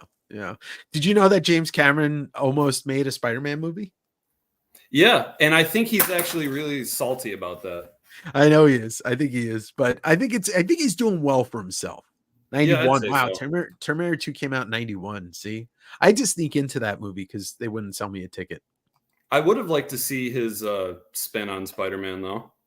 Oh, it would have been crazy. I'm sure it would have been a CGI orgy of Spider-Man goodness. Oh yeah. But man, I don't know. Like Terminator, Avatar. I mean, True Lies. No, not True Lies. Yeah, True Lies. Did you ever see True Lies? Arnold. I haven't seen that. Are you not an Arnold fan? I would consider myself an Arnold fan, but not an Arnold movie fan. All right. I think that's an age thing. I think because I grew up, he was the guy. And now he hasn't been in a memorable movie 25 years. So yeah, it's all like almost direct to like video type stuff. Yeah, pretty much. Like the Expendables, none of that needs to be in theaters at all. No, it's not. I didn't care for those movies like that. There was an interesting idea that was executed in, for people with 3 brain cells. I shouldn't say that. It was a fun movie. It was just to give the old guys a chance to relive the glory days. Exactly. But all right, let's talk about Jaws. What about Jaws? What's your favorite movie of all time? Saving Private Ryan. Okay, I've it's a fucking masterpiece, that movie. It is. I think it's perfect from beginning to end, and it's very hard to top, in my opinion. Yeah, well, like when it comes to what it is, the story it tells, and who made it. Yeah, I mean the opening scene in Normandy is still one of the greatest movie scenes of all time. Oh yeah, it's one of the best opening 30 minutes I've probably ever seen. Yeah, I don't know if you could even top that. Like Spielberg, well, there we go. So at least our underlying taste of favorite movies is directed by the same guy. Yeah, there's a core similarity there. Yeah. I mean, he's to me the greatest filmmaker. period, or at least in the last half century. I mean, I'll agree to that. you know, when you just the E.T., Close Encounters, Jaws, the Indiana Jones movies, Saving Private Ryan, I mean, just right there. He also produced, you know, like some of the greatest movies ever, and yeah, still haven't seen Jaws. All right, Amber, it's time to change that. It's time to change that. It's definitely worth a watch. I'm not going to say that it's not a good movie and it's not like the perfect suspense horror movie, but it's just it's just not the best in my opinion. But it is the perfect movie. Godfather or Apocalypse Now? I'm not a fan of Apocalypse Now. I didn't really care for Apocalypse Now either, mainly because it's just a fucking weird movie. It is very weird. Godfather I've never seen, and the Italian side of my family would kill me for saying that. What about Goodfellas? I love Goodfellas. Yeah, Goodfellas is a classic. Goodfellas. I don't think I know anybody that's ever said I don't like Goodfellas. Like, I don't think that's a statement people make. Yeah, and if you do find someone that says that, they're just objectively wrong. Yeah, well, you're actually allowed to hit them with the shovel and bury them in a field somewhere. Give them the old Pesci stomp out. Yeah, the Pesci. Oh God. But what was I going to say? Spielberg. Yeah, I think Spielberg is. He makes, everybody's got a favorite movie that Spielberg made. Yeah, I think that's hard to escape that. Like the people that love E.T., there are people that Indiana Jones and Saving Private Ryan or Saving Ryan's Privates, whichever one version you prefer. Yeah, whichever is more your speed. Amber just asked which one was Goodfellas. That's the one where Tom Hanks coaches the baseball team of all women. Yeah, that's Goodfellas. If you like movies and acting, The Godfather. The Godfather took me until my 30s to enjoy that movie. I'm not a Brando fan, and I've heard that a lot. Yeah, and then I watched it when I was older, and I really liked the first one and the second one, and then the third one is whatever. But most people just pretend that the third one doesn't exist. What other controversial opinions can we explore, Tyler? I don't know. What do you got? I've got a lot of them. Like Marvel movies aren't that good. Are you saying that as you agree with Marvel movies aren't that good?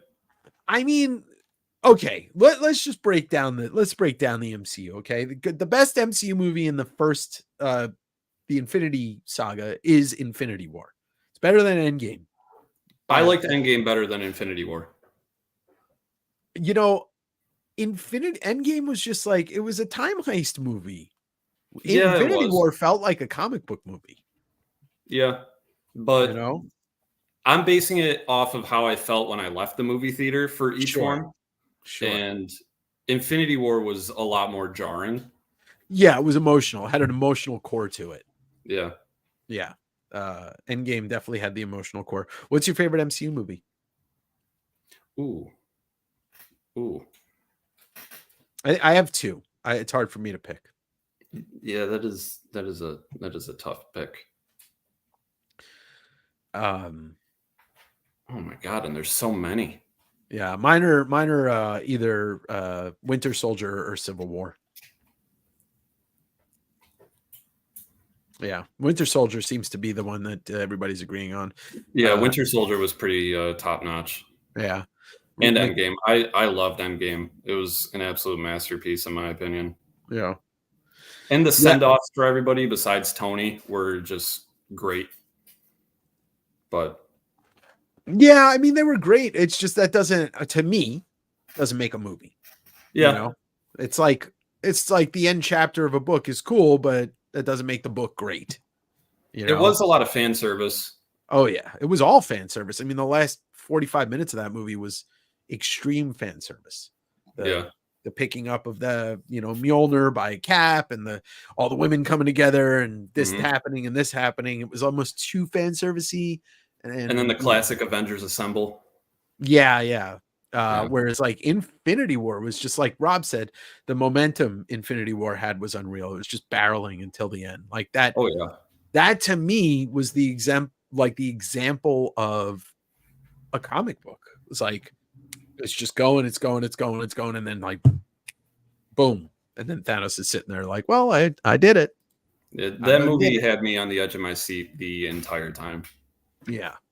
Yeah, Winter Soldier is the perfect one. I mean, Marvel's was fun, but I don't see like people keep bringing it up like as if it's the worst movie ever. But what people don't forget, people do forget, I'm sorry. People hated Iron Man 2. People hated Iron Man 3. People couldn't give two fucks about Thor the Dark World. You know, like when you really start breaking it down, there are more forgettable movies in these first 3 phases than there are now. Oh yeah, absolutely. I think out of what is it, the 25 that we had up to Endgame? Yeah. I think only maybe 5 are viable. Yeah. Yeah, I agree with that. And Armando points out Logan is actually probably the best Marvel movie as a movie. It's just not an MCU movie, it's a Marvel movie. Right. You know? But and Guardians is, to me, Guardians was like, okay, now, and I say this with love because I probably watched that movie more than any other MCU movie. Guardians was Star Wars for the generation of, you know, the last 10 years. Like the kids who didn't grow up watching Star Wars grew up watching Guardians, and like that's a perfect movie to be like, oh, it's my favorite movie of all time. If you know, but it would be more of like a Star Wars story from Han Solo having his own like team of smugglers. Yeah. You know what the shame of it is? That Han Solo movie was garbage. It had its moments. Yeah, I couldn't watch it. Goodness, but overall, yeah, it was yeah, Donald Glover with the moments of goodness in that movie. I wanted that movie to be good so badly, but yeah, it never hit. I mean, I'm not one of those people that will stand on, oh, there's only this person, but there is only one Han Solo. And that's it. You know, it's like Harrison. He tried his hardest, and I'll give him that, but it's just hard seeing such an iconic person not playing the role that they're supposed to be playing. Yeah, and the kid who played him doesn't have the charm. And I think Amelia, what's her name? She is like she is a C-list actor that got A-list roles. Yeah. No, she's not a good actor. She's not that great.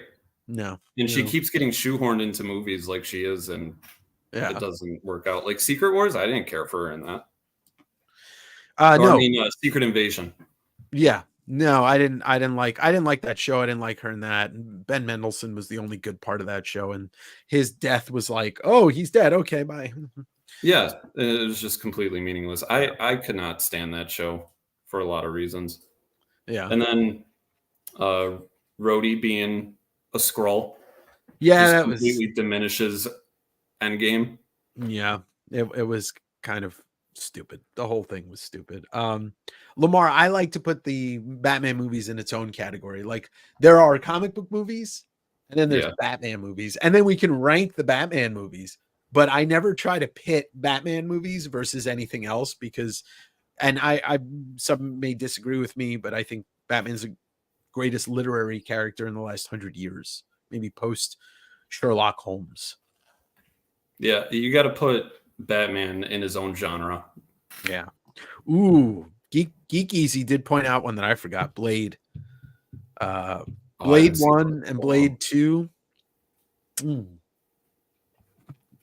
Great movies. For me, my favorite comic book movies of all time were Spider-Man 1 and 2 from Raimi.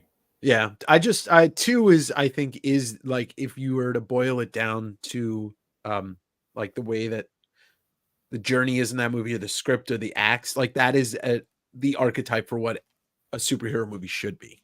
Oh yeah, absolutely. Yeah. Sean said he remembers the awful 90s Captain America movie. That movie is bad. And the Hasselhoff Nick Fury movies are the best. Yeah, there you go. I agree with Sean. Like we had the shittiest fucking movies. And it was, you know, like The Crow opened it up for the darker indie characters to have more mature. Obviously, Batman 89 was the gateway drug. But I'm just happy to have some of this stuff. You know, The Crow and have you ever seen The Crow? No. You would like that movie. You would like that movie a lot. Yeah, I've been wanting to watch it, Do it. but just never got around to it. Do it. The Batman comics as of late suck. I haven't read anything. I want to read the Zdarsky run, but I haven't read anything yet. Blade 2 is great. Guillermo del Toro doing like vampire creatures. You gotta love it. The original Batman movie, 66. I love that movie. That place has a, if you can't look at the old Adam West Batman and feel the charm and the All of its campy ridiculousness. goodness. Yeah, like campy is fun. Dancing Batman, and yeah, it's great. It's great. Gotta love any Spider-Man story that still would be able to take place if there are only 5 people on an island with Peter. Crow is an all-time favorite, and I think that I happily put that in my top 5 comic book movies of all time. We need to sit down on the Crow. Yeah, we'll do that eventually. We'll do book club and movie club, and we'll do. I'd really like to read it, dude. It is The Crow is a gut-wrenching story. I've talked about it before, but James O'Barr lost the love of his life. She was killed by a drunk driver, and like the story comes from that. And that's where he wrote the story out of that loss. Yeah. Blade 1 was fantastic. Batman 89 2 was great. I met the bad girl. Like Michael Keaton as Batman. What'd you say? I don't like Michael Keaton as Batman. I like him where he is for Burton's Batman. Don't really need it anywhere else. The new Flash movie was fun, but it's just like whatever. What's her name? I used to know her name because she was fired from Star Wars, or she was disavowed from Star Wars because she appeared in Playboy. I can remember her. She was in Lost too. I can't remember her name anymore. Hello, Sean. We're talking about movies, and I've angered some people, except maybe not Tyler. I'm trying to think of who that is. Somebody will say her name in the chat. Crow movie was great, but it set high expectations for the goth scene. I think the Matrix did more to the goth scene, the tech goth scene, than the Crow did to the actual goth scene. Rob, Superman the movie, I haven't seen them in a long time, but I used to love those movies as a kid. Christopher Reeve is perfect, but I like Henry Cavill as Superman, but they train wrecked it. They really botched the hell out of that. Yeah, they did. Beiling, that's her name. Beiling. Thank you, Sean. Yeah. Clooney was not a good Batman. No, I could give that movie another rewatch. It's been years, but that movie scarred me in the worst way. Hi, Dakota. Say hello to the Dave Venger Club. Hello. Just like no. Keaton versus Clooney. Keaton was better. Yeah, of course. Keaton's a better actor than Clooney. Clooney's best movie is Dusk Till Dawn, or what was the one? The Descendants. Have you seen The Men Who Stare at Goats? I did. I watched it. That's the Coen Brothers movie, right? Yeah. I just remember. It's ridiculous. It's crazy. Jeff Bridges is wild. Jeff Bridges is in that movie, right?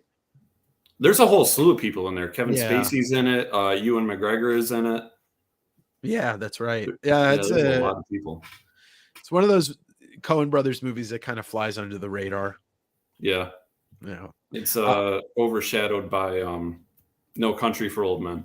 Yeah, it's a fucking great movie. Oh, there you go. Armando's a fan of Kilmer. I think Kilmer gets overlooked as a good Batman. It's just he had such a hard time wearing that suit, and it shows in the movie. Mm-hmm. He's always looking up. Yeah, this is Val Kilmer Batman.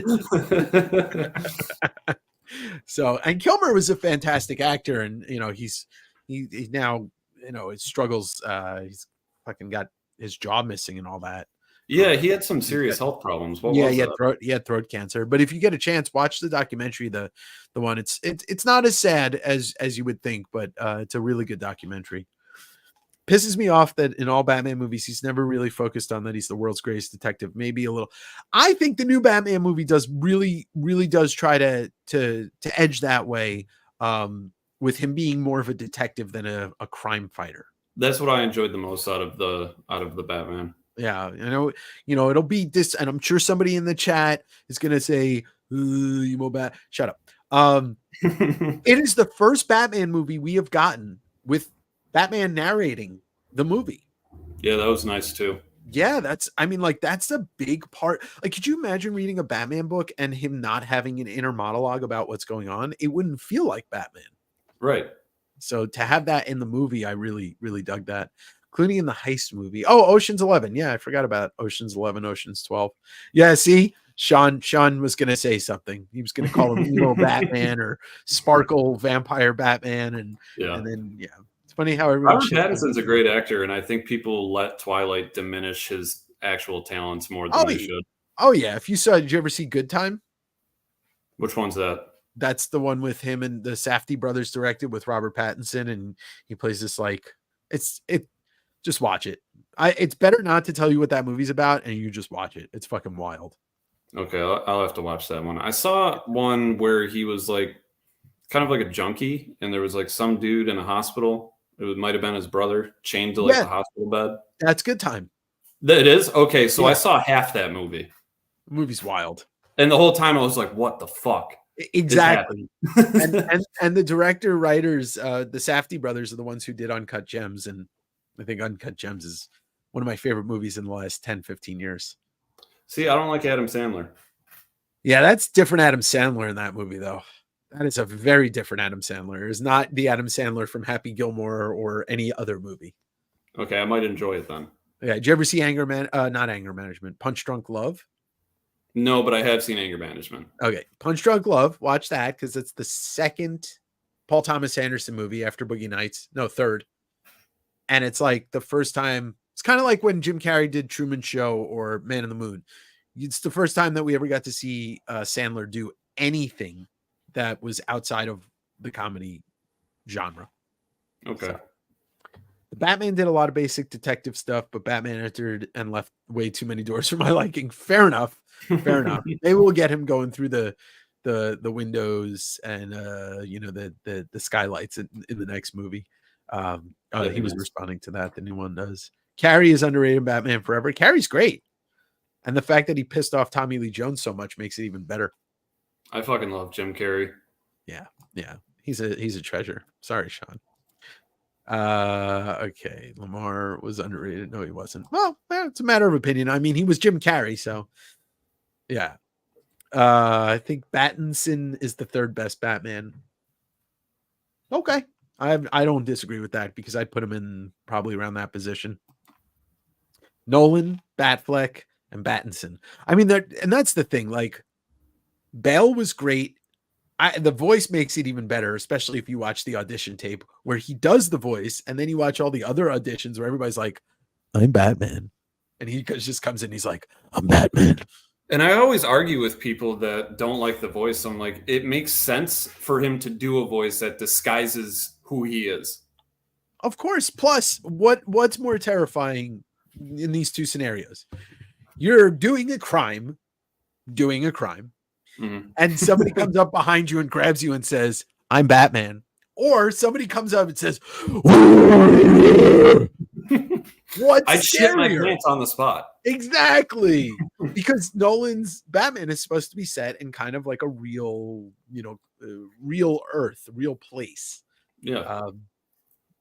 The best thing, Lighthouse is a fantastic movie too. Lighthouse is great. Yeah, it's fucked up. I love it.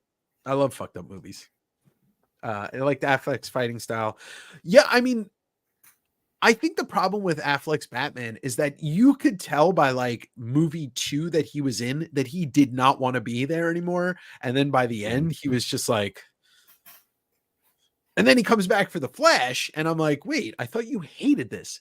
But then he realized that he didn't. Isn't that the sole reason why he never got his solo movie? Because he just didn't want to do it. Yeah.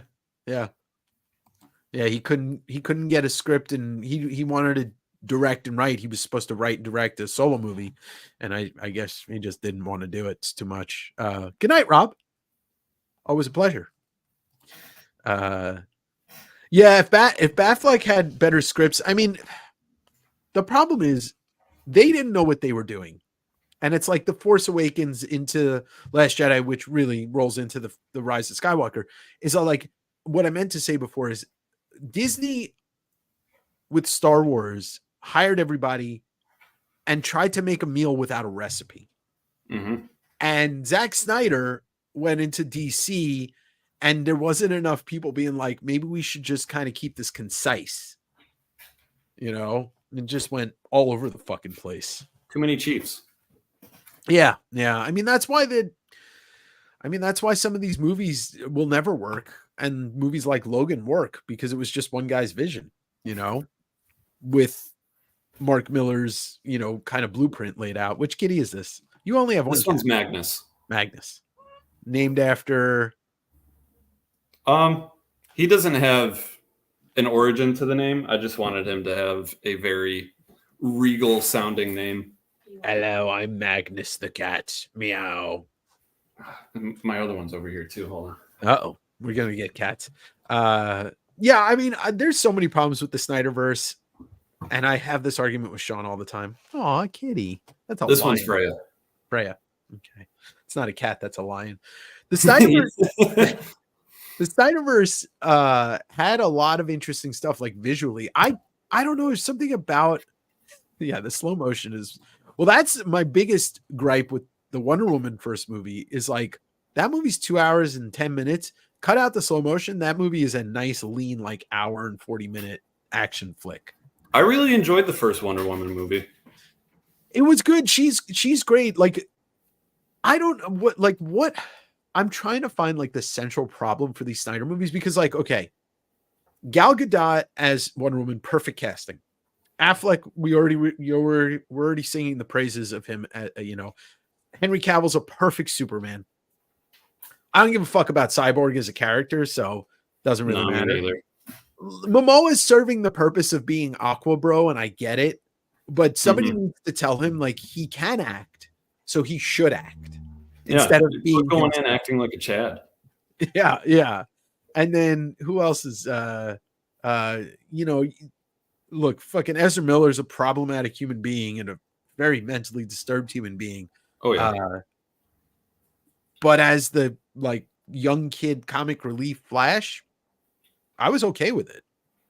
I would have preferred what's his name from the CW? Oh, Grant Gustin. Yeah, yes. People like him. I never watched it, so I can't. I've never seen him act. Yeah, I think that's what it is. It's like if you had a Kevin Feige that was in charge of the DCU when it started, I think you would have had more direction. Or if they would have just let Nolan do it. He was executive I don't know why they didn't. I don't know. I like and Nolan's take on all the Batman stuff was great because it's its own thing. And he's, proved time and time again that he is one of the greatest filmmakers. A DC universe in Nolan's grounded realism would have been absolutely perfect. Oh, it would have. Yeah, because it would have like had different takes. And yeah, I would have been down with it. The fact that they kept Ezra and fires the other. Yeah, that is kind of weird that they did dump everybody else except him. But they had, I mean, we got to look at it right from the business standpoint of like, how do you dump that much money? I mean, they dumped a bunch of money by shelving projects, but that one was too much. Might have, bankrupt them in the long run. Problem is Snyder is a one-trick pony by the time he got to. Yeah, I you know what? If you look at right, because when you look at Dawn of the Dead, and then you look at Watchmen and 300, you're looking, and then Sucker Punch, which wasn't a good movie, but it was like he tried an original idea, and nobody's doing that. But have you seen 300 and Watchmen? Me? Yeah. Yeah. Those two are perfect adaptations. Like if you've read the book and you watch the movie, you're getting a perfect adaptation. Watchmen was fucking great. Oh, yeah. And the Watchmen show, I will go out and say this. The HBO Watchmen show is the greatest comic book related TV show that's been put out, period. I haven't given that a chance yet. What's crazy about it, and I won't spoil it for anybody who hasn't seen it, including you, it's worth a rewatch because when you watch it, you're going to be like, no, not this whole time it's been in front of my face. And then you go back and rewatch it knowing, and you're like, oh, fuck, it was here the whole time. and it's just a perfect puzzle that Hmm. all the pieces are there, the puzzle's put together, but you can't see it until you're done. I like things that are like that. Yeah, it's Lindelof at his best. I mean, for his faults in some of the other things he's done, and some, it's Damon Lindelof. Perfect. All right, so Ezra played more Wally West than Barry Allen. I'm not a Flash person, but I know that is kind of the consensus on it. I know how to get hate, but I love Man of Steel was fantastic. It was. And people are just pissed off that he killed somebody. And I think that's just a Yeah. stupid argument. It is a stupid argument. The fact that Snyder wrote Luthor the way he did shows he had no idea what he was doing. I mean, I think he tried to write him too much like Hackman, and Jesse Eisenberg was still playing an evil Mark Zuckerberg in that movie. I mean, that's what I remember watching it. I was like, wait, he's just Mark Zuckerberg magnified. That is the greatest description of what that was. Yeah. The director's cut of Man of Steel versus Batman, the Superman Batman, was a little bit better, but yeah. So Sean, I didn't love Sucker Punch, but I liked it for the fact that it was something new and it looked fucking beautiful. But yeah, that was not Luthor. It was Mark Zuckerberg. Better than The Boys? Yes. Watchmen, because Watchmen was 10 episodes and done. I don't have to ever worry that the Watchmen show will end up not being good at some point. Because I tried getting into The Boys. It just did not do it for me. It's not for everybody. I love it. Me and Sean argue about it all the time because he likes the comic more. And I actually love the show more than the comic, even though I really like the comic. Like the show better than the movie. Yeah, there you go. With Watchmen. It's usually the case, but it's probably because you just get way more out of a show than you do a movie. Well, the Watchmen show is different than the movie. It takes place in the same universe, but it takes place after the events of the Watchmen movie. Oh, okay. Yeah, and it's very true to the source material that Moore laid down with the backstory of a lot of the characters in Watchmen. It really does benefit from knowing the Watchmen lore and then watching the show. Who is so annoying? Who are we talking about? Oh, Luthor. Yeah, I mean, I like Eisenberg was the weakest part of Superman versus Batman. Man of Steel is the best of DC. Can't really argue that in the DCU. Plus, it's got some great songs in it too. Yeah, I don't have a problem with Superman killing. Look, the thing is with Superman fans, and I hope I don't know if there are any like hardcore Superman fans in here, but Superman fans are kind of like the problem of the complaining comic book generation, because they're like, he's supposed to be this. And I'm like, well, look, he's been around a long time. He's not supposed to be anything for that long. I'd like to see anything stay the same that long. There you go. Lamar says it. Voice show's better than the comic. Man of Steel feels like it should have been 2 movies and then decided to make one. All the DC movies kind of feel like they were supposed to be multiple movies. Like the fucking Justice League movie is like 4 movies. If you watch the black and white, the Snyder cut, it's like 4 movies. Yeah, it's what, like almost 4 hours long or something like that? Yeah. The problem is DC, I mean, the main problem it seemed with the DCU, and it seems like it's just happening over and over again, is the DCU is trying to catch up with the MCU, and they try to do too much at one time. And now the MCU is trying to catch up with their angry fan base, trying to do a 180, and it's just going to ruin everything. It is. Bad movies and bad shows, bad books are allowed to exist. But when we start listening to the people that don't make this stuff, and they start the studios start listening to the people that have no fucking experience making a movie, that's when you start to get really bad shit. Yeah, and the problem too is that most of the fan base, the minority of it is the loudest part.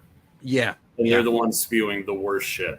Oh yeah. Like if you have a great idea and you think you could turn the MCU around, or you think you can write a comic book, go make it, create it, do it, make it a fan thing.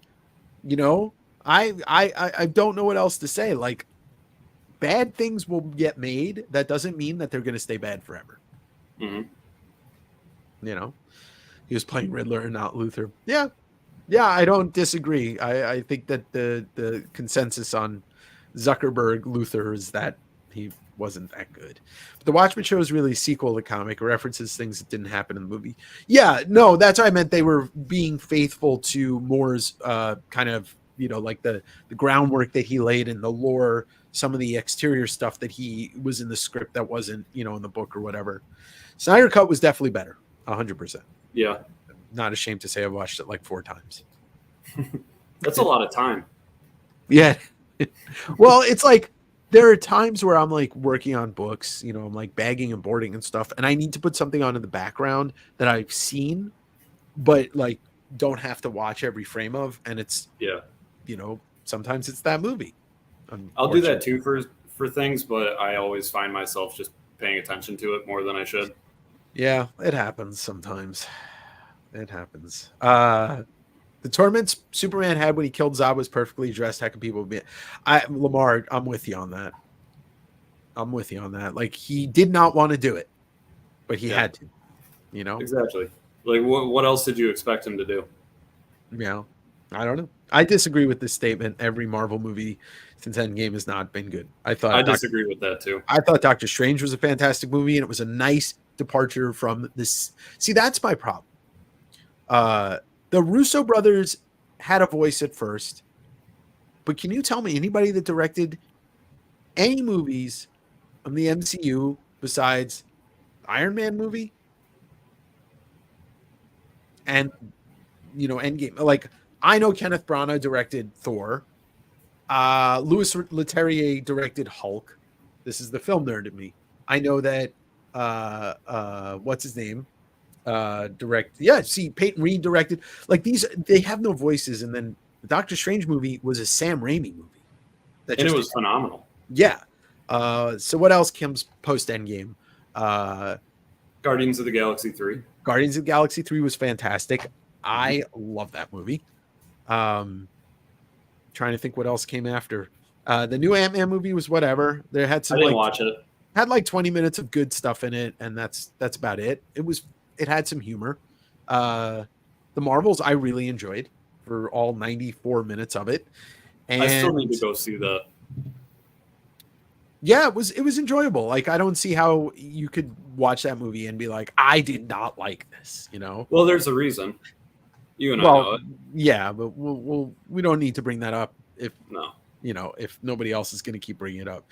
Bad movies used to be fun. Folks get angry now and they just, there's that too, fan. You just make fun of bad movies. You can still enjoy bad things. They're not going to hurt you. And if they do, I think, you know, maybe you should read a book. But I agree with Fan for Collecting 100%. That's why Mystery Science Theater existed. They literally roasted shitty movies and it was fun. That's the whole reason why the Razzies exist. That's right. The Razzies, exactly. That's right. The last Spider-Man movie came out post Endgame, and arguably that's the best of the Tom Holland movies. That is the best of the Tom Holland movies. 100%. It might be a whole movie of nothing but fan service, but it's still phenomenal. Yeah, well, fan service is going to be, you know, it's like, that's the thing. That's the whole discussion we're having. It's like, people get angry and they want fan service. And then we get fan service and it's a fucking empty movie with a bunch of fan service. Mm-hmm. You know, it's like, but the thing about No Way Home that was really cool was like, you get the almost got the Sinister Six. I don't know why Michael Keaton wasn't in that movie. Is he part of? Oh yeah, he is. Yeah, he is. The reasons that I think, it's not the reasons that I think. I watched several YouTube channels across the board. I watched several YouTube channels across the board in like 2 months before the Marvels came out. Openly tank the movie. Mm-hmm. It's going to be horrible. It looks like shit. There are no ticket sales. And when people start to speak ill about things and then people listen to that, they start to parrot that and they start to repeat it. And the next thing you know, it becomes reality. None of these people had seen the movie. all because they didn't want to watch a movie with 3 female leads and a female antagonist. Like, there was absolutely nothing in that movie that I was like, man, this was unenjoyable. Whereas like Ant-Man, everybody that talked about why they didn't like it, I was like, yeah, this is all legit. You know?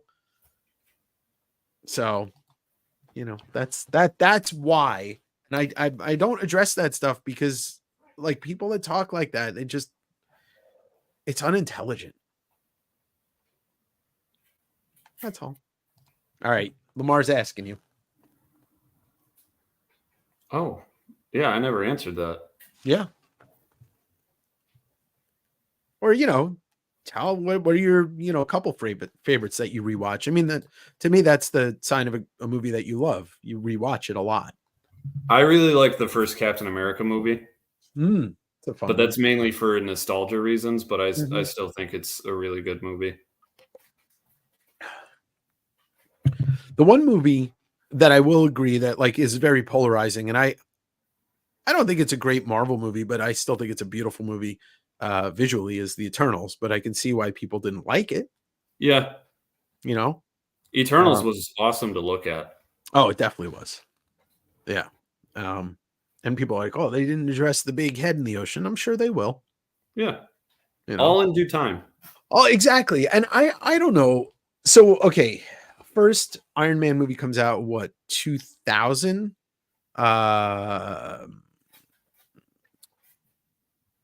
They didn't indicate that there was even like an overlying story that we were getting anything like Infinity War and Endgame until like 10 movies in. Yeah. And so to me, like everybody, like as soon as Endgame ended, everybody was just like, what's next? We need to know what's next. I'm like, can we just like, I don't know. I'm just not one of those people. I don't think that Brie Larson's a horrible actor, and she is definitely not unpleasant to watch, but I can see how other people do find her unpleasant, not on the eyes, but just to watch as an actor. But I don't agree, but I don't disagree with your opinion. And so there you go. But you're not representative of the people I'm talking about with talk like that.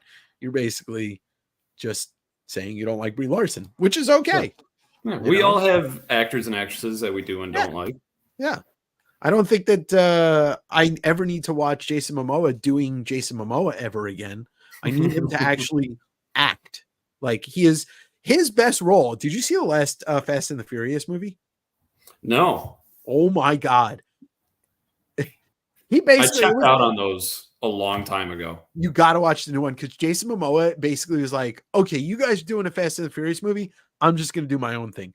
It's almost like here's the Fast and the Furious cast. And then Jason Momoa is just like, yeah, okay, we're in the same movie, but I'm just going this way. He's just doing side quests. He is literally like a homicidal maniac. And yeah, it's such a weird, but it's very much fun to watch.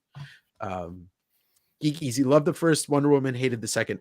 Yeah, the second Wonder Woman movie was arguably one of the worst movies ever made. Period. He hated my only problem with the first Cat movie is that most of the action was just a montage. Yeah, it was. It was a lot of montage.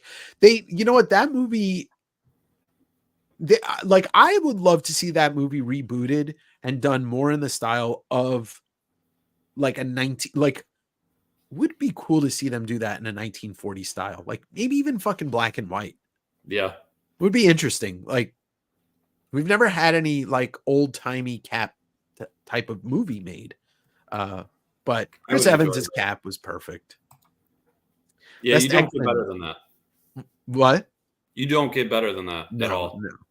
No. Best X-Men movie? Well, Logan, if we're gonna include that, but X2, if not, and then Days of Future Past. Those are my two favorite X-Team movies. I don't care that they changed Days of Future Past. I'll take all the Hugh Jackman Wolverine I can get. Who wouldn't? Yeah. And also, I forgot, nobody ever mentions it. I fucking love Deadpool 1 and 2. Perfect movie for that character. Those make my list of like the best non-MCU movies. Yeah, and very rewatchable. Very. Oh yeah, I think I've seen Deadpool 1 like 5 times. Yeah, it's a fantastic one. Scott Pilgrim. Okay, there we go. So Scott Pilgrim gave us so much. Gave us Brie Larson. It gave us Chris Evans in such a great role, even though it's not his first movie. There was Captain America and a Superman in that movie, and a Captain Marvel. I mean, have you ever seen Scott Pilgrim? No, Come on, Tyler. I Tyler, know. we're gonna have to have a movie club, and I'm gonna have to put you in charge of watching the movies. You're gonna I have to be the seen movie a lot of movies, but there's also a lot that I just haven't. Scott Pilgrim, you're a video game guy, right? You like video games? Yeah. You will. Scott Pilgrim's great. The book's great too. I would advise anybody who wants to read it, pick it up and read it. Very fun and easy read. I can't say that I've connected with the new series on. I was going to say, didn't it just get launched as an animated series? Yeah, I and Sean told me that I should push through it, but I clocked out after the 4th episode. I couldn't do it anymore. Did you finish Loki season 2 at all, or no? No. Actually, Need a new Disney subscription, but I after the first episode, I was kind of, I think I'm bored with Loki as a character, but I know everybody said it was good. It's very much worth it. Yeah. Yes, and he made the movie we were talking about, it was Momoa. X2, yeah, definitely the best X-Men team movie. Winter Soldier was the realest MCU movie. Yeah, no, it was an espionage movie. It was fantastic. Couldn't agree more. Captain America, Winter Soldier. Yeah, it seems that everybody's favorite MCU movie across the board was Winter Soldier. Yeah. If we were to average it, the emotional weight of the ending when they're fighting each other is very hard to beat. Sorry, she's just going across the screen with Christmas presents. It's funny. All right.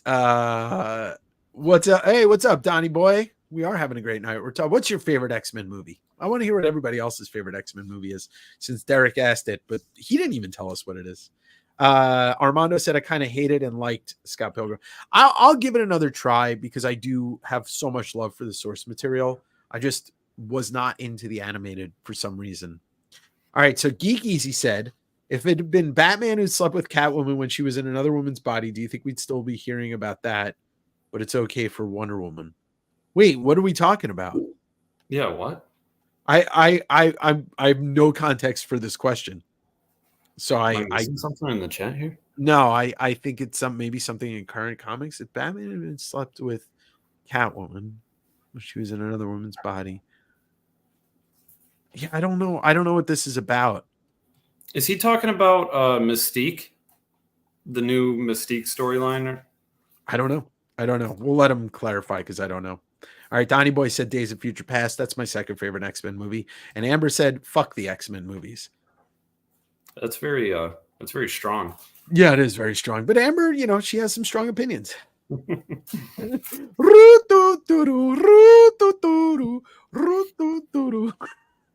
Lamar's just like, what? She slept with Steve Trevor in another man's body. Geek Easy, I don't know, because holy shit, that movie was so bad. My brain just went. So I don't know. She's an Amazon. She's not even from planet Earth. So she's old. I don't know. I got no answer for that, just because that movie was so terrible that everything about it was shit. Drunk question. No, he clarified it. Okay, yeah, Wonder Woman 84. She could really get Manu's take on. Yeah, Manu clocked out. He left. He left us. He got scared.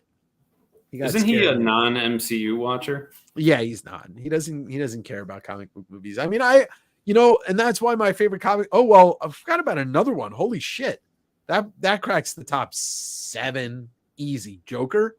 Woo! Joker's a hell of a movie. It is. I'm very excited for the next one. Yeah. First X-Men movie was very corny. Well, yeah, X-Men #1 would have been my favorite X-Men movie if X2 didn't exist. And then, Days of Future Past. First Class is great too. Look, the Go ahead. Almost. X3 is garbage. Age of Apocalypse was a swing for the fences on an 0-0 count. and it was a fucking it was basically warning track, and then it was caught. Like that movie should have been a grand slam, and it was a 0-0 count, to the wall. And Origins was dog shit too. Origins was dog shit, and Dark Phoenix was like up there with Wonder Woman 84. I totally forgot about that movie. Yeah, well, yeah, there you go. It's easily forgettable. She's from Earth. It's on Earth, somewhere around Greece. I mean, look, I don't have an answer to that just because I don't have an answer to that. I don't know what you want me to say. It's a fictional character. It does questionable things. Like there's so many questionable things in comic books. The Avengers let probably 30% of New York die, which is a good probably 3 million people. And a whole lot of property damage. Yeah. And they didn't even apologize. No. Yeah, they ruined Apocalypse. Like, it just didn't work. There was a lot of good stuff in the recipe there was some good stuff. There were some great ingredients. And like I said, it just Eben Nabbenzer. I even tried to I tried to watch Age of Apocalypse again over probably the last couple of years. And I was like, I want to like this, and it's just not good. Going back to them letting people die in the property damage thing, I would like a movie, like a spoof movie based in the MCU where it just follows random citizens around, like trying to get superhero insurance and shit like that. And like the fallout of. I feel like anything. they wanted to make something like that. I think that'd be hilarious. Yeah. You say the first Iron Man movie is better than any of the X-Men movies. It's a matter of taste. I don't know if I agree. I love the first Iron Man, but I did too. I have a special place in my heart for Wolverine, so it's kind of hard. The Wolverine would have been rated R.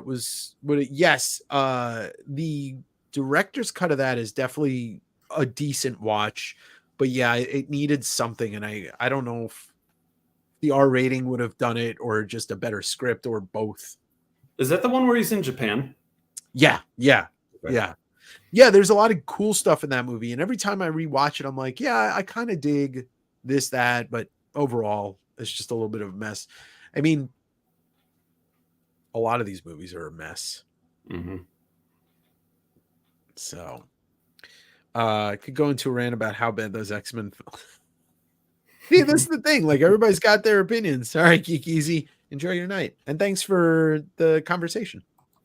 I never understood the part of Endgame where it went back in time, why they didn't go back to where 8 million New Yorkers didn't die.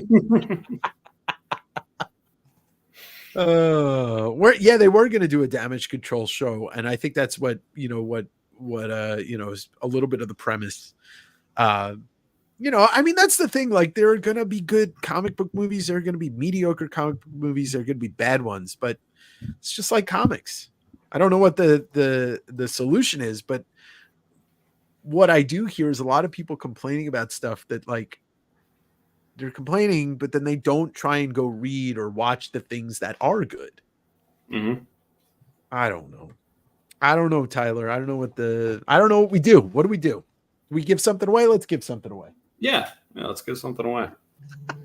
Fuck Tyler, it. you're in here whether you like it or not. I'm having a great time. Here's for all the Supergirl fans out there. This is part of that new collection I picked up today. It's one of these DC Direct figures based off of, I guess this is Earth 2, or this is maybe based off of Mike Turner's Supergirl. Why don't we give this away?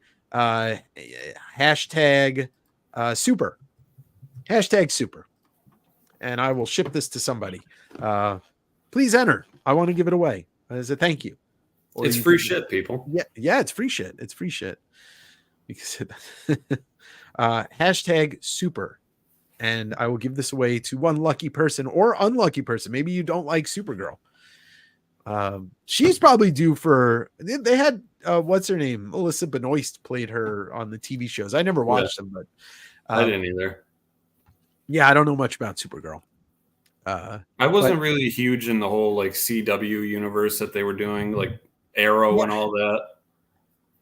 I never watched any of it, and I know a lot of people like it though. You know, a lot of people talk about Teen Titans being like one of the best shows, and Mhm. and it's like once you get past the first season, it's the same thing with people ragging on new comics, but don't read new comics. Yeah, see, Yeah. Sean, and I'm one of those people. I don't read a lot of new comics, and I actually referenced you earlier in the night where I said sometimes you'll tell me like, oh, you'll ask me if I read this. I'm like, no, you're like, you should, and I'll read it.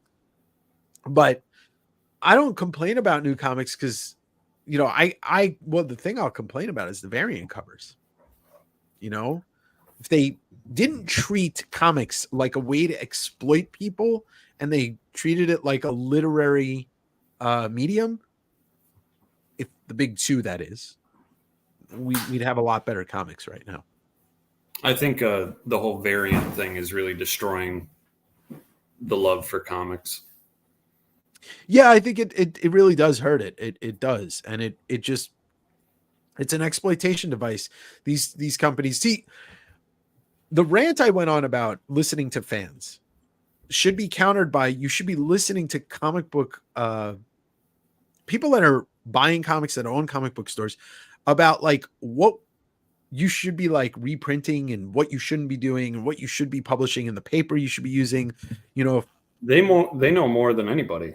I know, but like I want to see, you know, I can't tell Tom King what to write or James Tynion what to write, but I can tell Marvel like why haven't you reprinted this and why haven't you put this in a, you know, done an artist edition of this, or you know, the treasury sizes. I don't know if you've seen any of the new treasury size books like Hulk Grand Design and Doctor Strange Fall Sunrise. Like you got to interest people like me as well as people that are new to the hobby so that you can exploit all of us and take all of our money. Mm-hmm. Department of Truth is great. Yeah.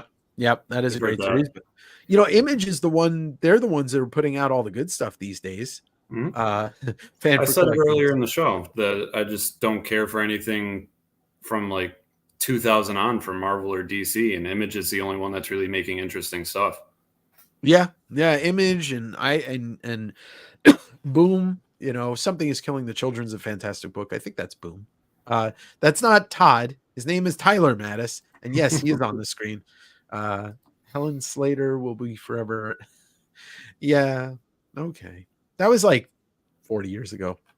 Come on, Amber. It's time to evolve. Melissa Benoist. I don't know. All right. Hashtag super. I'm going to give this away. We only have 10 entries. Let's get some more. We had more people in here. They all left because I don't know. I said stuff that controversial. Welcome to Dave Enders. Agreed on variants, but as long as people keep paying the companies to make them, they're just going to count the money. Yay, capitalism. Yeah, it's unfortunate.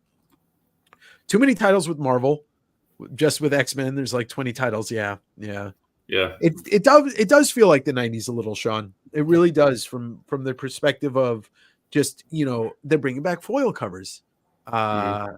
You know, like, and don't get me started with that is Todd. Yeah, Tyler. Hold on. Oh yeah, Todd Wrench Chief. Anyway, let's just do something real quick here. Give me one sec. Okay. Okay, now he's Todd McFarlane. All right, so we got Todd McFarlane on the screen. But yeah. Thanks for having me here, Dave. Oh yeah, of course, Todd. What was it like when you drew Spider-Man? There you go. Question. Well, I tell you what, bud.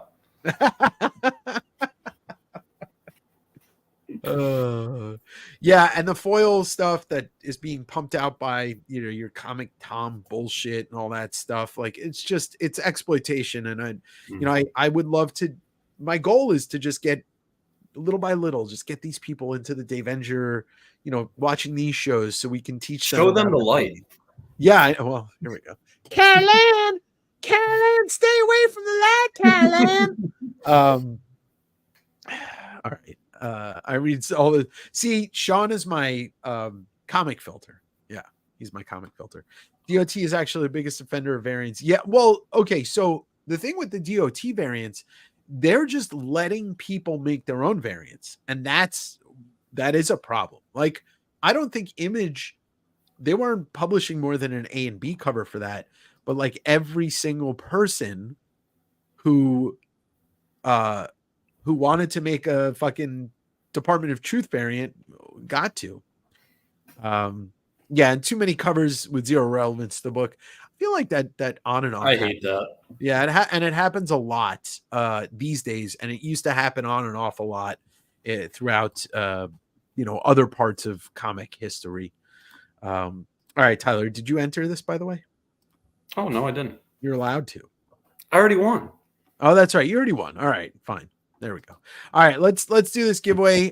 #super. And all you got to do is if I don't have your shipping address, you can contact me on Instagram and just let me know, send me a screenshot, or if you show up on Wednesday, you can fill out the form in the description and that'll give me your shipping address. But yes, I will ship this to you, give away this Supergirl, and then we'll continue talking. All right, here we go. 3, 2, 5, 7, 1, go. Who's gonna win? Who's gonna be the winner? Who's gonna win this beautiful Supergirl figure from me, the DAVE fan for collecting? All right, fan. I don't know if you're on Instagram, but you can follow me at West Coast Avengers and just shoot me a message, screenshot this, and if not, on Wednesday, just pop into the sale, fill out the form below, and I'll have your address. Fan for collecting.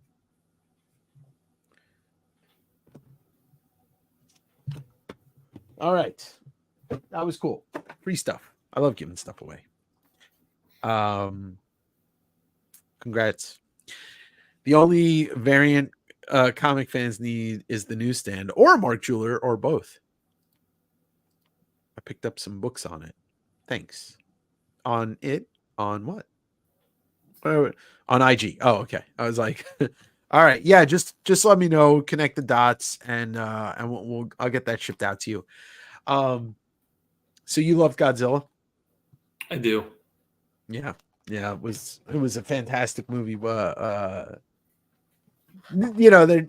just like, it felt like a real movie, like that just happened to be set where Godzilla is. Mm-hmm. But and for how cheap the budget was for that movie, it looked phenomenal. Oh yeah. I think the thing is, I think maybe like I'm wrong, but I think the thing is with the budgets of these movies that are made in this country,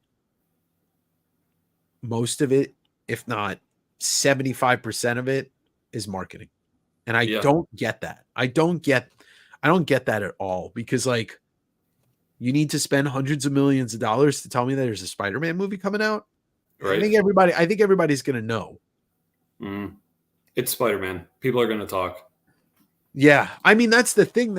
I think people, I think the studios really forget that the most powerful marketing is word of mouth. Look at what it's done to Godzilla. People started talking about that movie about a week and a half, 2 weeks ago, because it had really started playing here, and they extended the run in the US because of it. Mm-hmm. That was kind of like with Dark Knight. When Dark Knight came out, I remember like I was super excited for it. I'm a big Batman fan, but I was a big Nolan fan, and I'm like, of course I want to see this. But once people started getting the word of mouth around that Ledger was so fucking amazing as the Joker, I had friends asking me to go see it that never wanted to see a comic book movie. So I think the word of mouth is the most powerful for some of that stuff. None. Not that I've ever seen. And Sean, I know you're asking that because I know you really love the movie. But if anybody else knows, I mean, I know there was. Oh God, I don't want to speak out of term. So I have to just check the plot of a movie. I don't want to.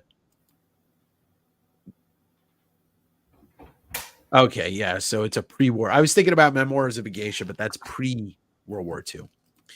I don't want to speak out of turn. I've never seen Godzilla so menacing either. Yeah, seriously. Like, I felt like their inspiration was an angry cat. Yeah. Like you look at the face and you're like, that's an angry cat. With his appearance too, what I really enjoyed was how much he looked like the original Godzilla Yeah. out of the first Japanese movies. Mhm. I watched that movie. I'd seen it when I was younger, but I watched that movie like day 10 of lockdown. Oh, really? The original Godzilla. I was like, oh man, this is a fitting movie to watch. Like end of world, scenario. And yeah, it's such a fantastic movie. 1954 or 45. I think it might Yeah, be 54. 54. I don't think non-comic people see Dark Knight as a comic book movie. True. Yeah. I mean, I think word of mouth on that movie is really what got that movie to where it was. That goes back to your point about Batman movies being in their own thing. Yeah, they're definitely in their own thing. Yeah, for sure. I mean, yeah, they are. They are. What up, Steve? SEAL Team Bravo in the house. But yeah, I don't know. I thought this would be a fun thing to do is have you on. I know you really weren't going to argue that Jaws is a bad movie. I know. No, I you're never just said it saying was a bad movie. I know. But it is the GOAT. It is the GOAT. And one day you'll see it. No.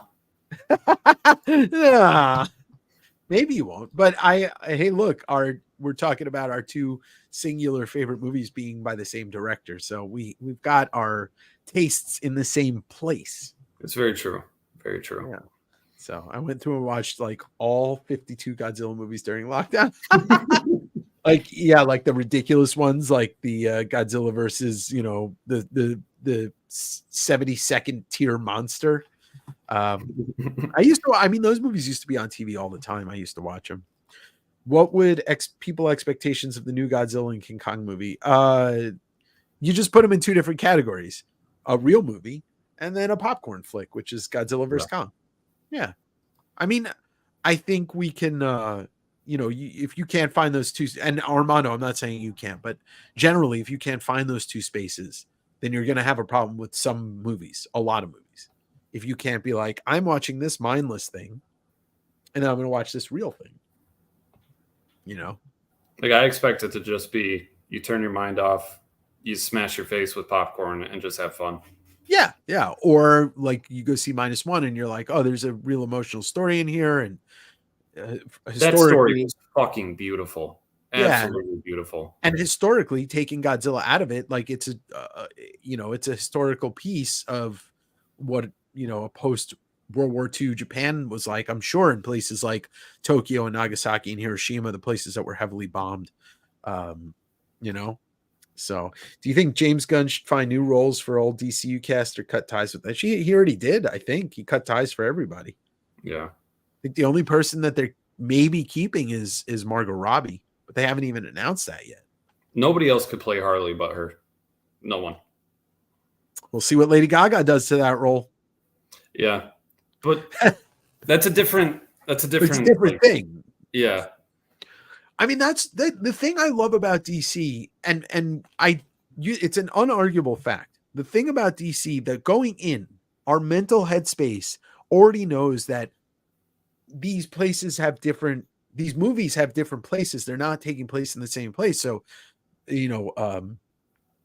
Nolan's Batverse is not the same place as any of these other places because as a company, DC did a really good job with the Elseworld stuff that we already know that they have the ability to tell stories that are not in the same continuity and they'll never cross over. Whereas Marvel kind of backed themselves into a corner at this point, but they're getting out of it. Like What If is a good thing because like that's a different continuity, but when you watch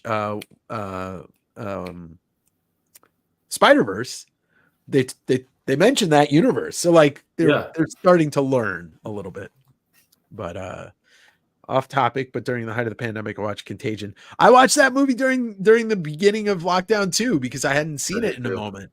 And Soderbergh painted a really fucking telling picture about what would happen. And I think it was based off a book, but still it was very effective of a movie. Yeah, I'm pretty sure it was too. They shouldn't have released the trailer so close. Yeah, I don't think they should have either. It does make Godzilla kind of look like shit. Well, originally wasn't it like not even supposed to be shown here like at all? I don't. I think it was supposed to just get limited, but as the box office grew around the world, I think they started to talk about a bigger release. Yeah, Okay. Johnny, you had said that, and he's half Japanese, and he said it hit him in the feels because it's not a story that Americans really get exposed to because during World War II in this country, the Japanese were treated like shit, Hmm. especially on the West Coast. Yeah, the internment camps and all that Yeah, bullshit. and like I'm not going to go off on it, but Tyler, I don't think you're going to disagree with me, but it's very American to loop in an entire culture of people due to the attack of a few. That's Hmm. the American way. Oh, well, they attacked us. Well, fuck them all. Exactly. Kind of the MO for the last 100 years and maybe even more of American history. Yeah, So it's I unfortunate. I get it. I thought Momoa was tied to. Yeah, well, that's true. They talk about him being Lobo, but if he's Lobo, he's going to be all prosthetic and makeup, So Yeah. I think that's why DC couldn't do a DCU because Batman was in its own world. Well, but that's the thing. They were able to do Batfleck and, arguably at the same time, almost as Bale or even, as Pattinson. I think there's room for multiple Batman movies to exist as long as we know that this is this bad. Mhm. I don't know. I don't Like know. when you're watching it, you just have to know, like, hey, this isn't part of main continuity. Right. I mean, it's like saying, like Kevin Conroy existed as Batman throughout the length of 1, 2, 3, 5, 6 Batmans. Hmm. And because it was animated, we just put that in a different part of our brain. All right, people talk about Conroy being the best Batman. And That's my opinion. I mean, I I love can't Kevin Conroy. I don't agree, but I don't disagree. Mhm. Hamill being the best Joker, once again, probably, but Yeah. it's different. And I think the new Joker movie, what I'm hoping, and I said this like a year ago, that remember the news came out that it's like going to lean into being a musical, and Mhm. people groaned, and I'm like, well, A, it's Lady Gaga. B, he's going to be in Arkham. And I think what's going to happen is like if you've read some of the early Harley Joker stuff, she was his doctor and she fell in love with him. I think it's going to be like a fever dream a lot of the movie. Yeah. And he's going to be all drugged up thinking his perception is like this whole thing's a musical. Mhm. Because the first movie kind of established that he is schizophrenic. And or was it? Yeah, I think it's Yeah. is schizophrenic, and like he breaks and he thinks that reality is one thing, but it's not. He thought he was Mhm. going out with Zazie Beetz for half the movie, and then it's not real. So for this to work, I think it'll Holy be shit! like, I totally forgot that's who that is. yeah, I fucking love Zazie Beetz. Wow. She is I can go down a whole wormhole of her being a fantastic actor. Isn't she in some other DC related thing? I don't know if she is she. She might be. I'm not 100% sure. Flush Jackson in the house. But if you watched Atlanta, did you ever watch Atlanta? The Donald No. Glover show? Oh, I mean, that show is a masterpiece beyond masterpiece, but she's so good in it. She had this one episode towards the end of the series that just kind of like was her episode. It was fantastic. I want it to be the Harleen book. What is that book? I don't know that book, Sean. Please enlighten me. Enlighten us. Tyler's here. Or I'm sorry, Tyler's not here. That's actually Todd McFarlane. I don't know, Tyler. Yeah, no, Todd McFarlane. But yeah, Zazie Beetz is fantastic. Yeah, I think Atlanta's one of the best shows to come around. End of statement. I'll have to check that out. Atlanta's like this. It's like part of it's a straightforward show about Ern, who's Donald Glover, and his cousin is Paperboy, who's a rapper, but also kind of like he's like a drug dealer, kind of hustler guy, but he's a rapper and goes legit ish. Okay. And then what's his name? Oh shit, why can't I remember his name? I'm blanking on names because I'm live and I can't. The pressure's on. Oh yeah, Lakeith Stanfield plays like kind of like the dude on the couch, and it goes straight forward, and then there'll be like a weird tangent episode that'll have nothing to do with like any type of story they're laying down, and it's like it's just a fucking great show, like kind of like Seinfeld, right? You can't really, what's it about? What's Atlanta Yeah. about? It's about Atlanta. It's about weird things. But then like, I think Donald Glover took a lot of inspiration from what Jordan Peele was doing. And like, he started to put horror elements into episodes out of fucking nowhere. And like these weird suspenseful horror kind of like episodes, there's one in every season that make you question like what you're watching. I don't know, man. I don't know how to describe that really show. Cool. Yeah, it's great. Yeah, Zazie Beetz was Domino in Deadpool too. That's what I'm thinking of. Yeah. Okay, it was a Black Label story, Harleen. Okay, I'll have to pick it up. I have not read it. Mission Impossible, with the exception of the second one. Maybe the perfect movie franchise. Maybe I don't know. Forget that exists. Where do you fall on? Yeah, Darius. Yeah, that's Lakeith Stanfield. Where do you fall on the Tom Cruise line? I hate him as a person, but he is a fantastic actor. I hate Scientology, and I hate that that's a thing. I think he's actually a good person, but I think he is one of the most entertaining people, period, in movies. Mm-hmm. The reason why I think he's a good person is like, he seems to try and take care of like people. Like his whole flip out about the COVID restrictions wasn't because he knew he was being recorded. It was because he's like, do you want this fucking movie to get shut down? Like, I want to make this fucking movie. He wants to keep his people employed. I mean, he did break his ankle and some stunt people got mad at him. He's like, why is he doing his own stunts? But yeah, he's a psycho. Tom Cruise podcast. I think this is the second time we've turned this show into the Tom Cruise podcast. But like, could you really go out and tell Tom Cruise, hey, you're not going to do that? He'd tell you, right? Off. Like, he's employing you.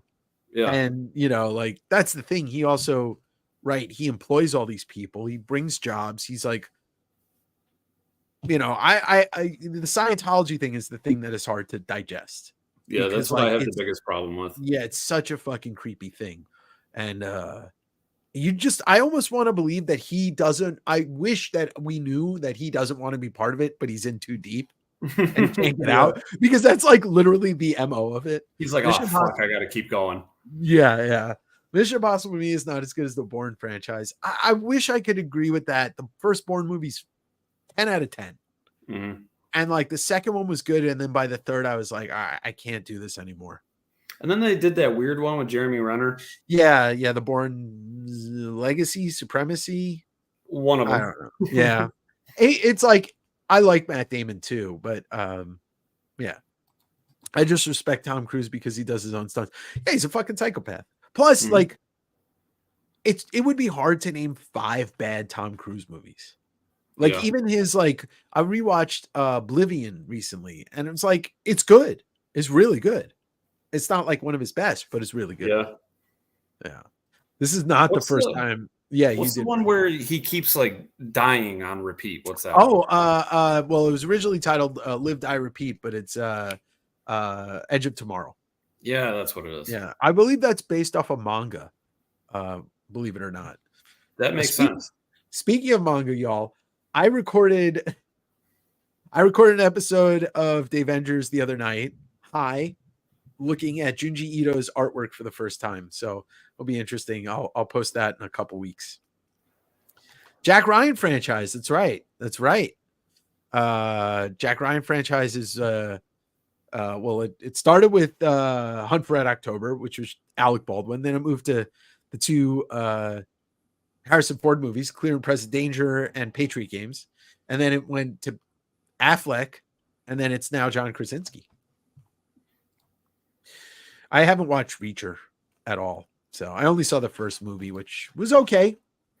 Still want it came from the newsstand version of Rain Man. This week, David Manu take the podcast on the road. You never know. You never know what's going to happen with me and Manu. What if the new Joker movie is like Sucker Punch, but good? How they split fantasy and reality. That's That what would I be nice. mean. I think it's going to be something like that. Yeah. That dichotomy is something that would be very cool to see. For sure. War of the Worlds to me is incredible. That movie is fucking great. The Steven Spielberg War of the Worlds. That's a period of Spielberg that I absolutely love. Was War of the Worlds, AI, and Minority Report. I think Minority Report's one of Cruise's and Spielberg's best movies. Oh, look who it is. I'm Manu. Yeah, Tyler. Actually, that's not Tyler. That's Todd. Oh yeah, McFarlane, I'm Todd. Yeah, look here. Let's. Hey, bud. Hey, how's it going? The Accountant. Oh, that was a decent one with Batfleck. Yeah, that's a good one. Yeah. Well, yeah, Minority Report, low key, one of my favorites, and my favorite Tom Cruise movie is actually Collateral, which I think that's in my top 10 of all time, actually. I think Days of Thunder is my favorite Tom Cruise movie. Ooh, Days of Thunder is a good one. Dick Trickle, right? Isn't that his name? Or Cole Trickle in the movie? Cole. I think it's Cole. Cole, yeah. Dick Trickle was actually, I think Dick Trickle was an actual race car driver. Yeah. Cole Trickle is Days of Thunder. Yeah.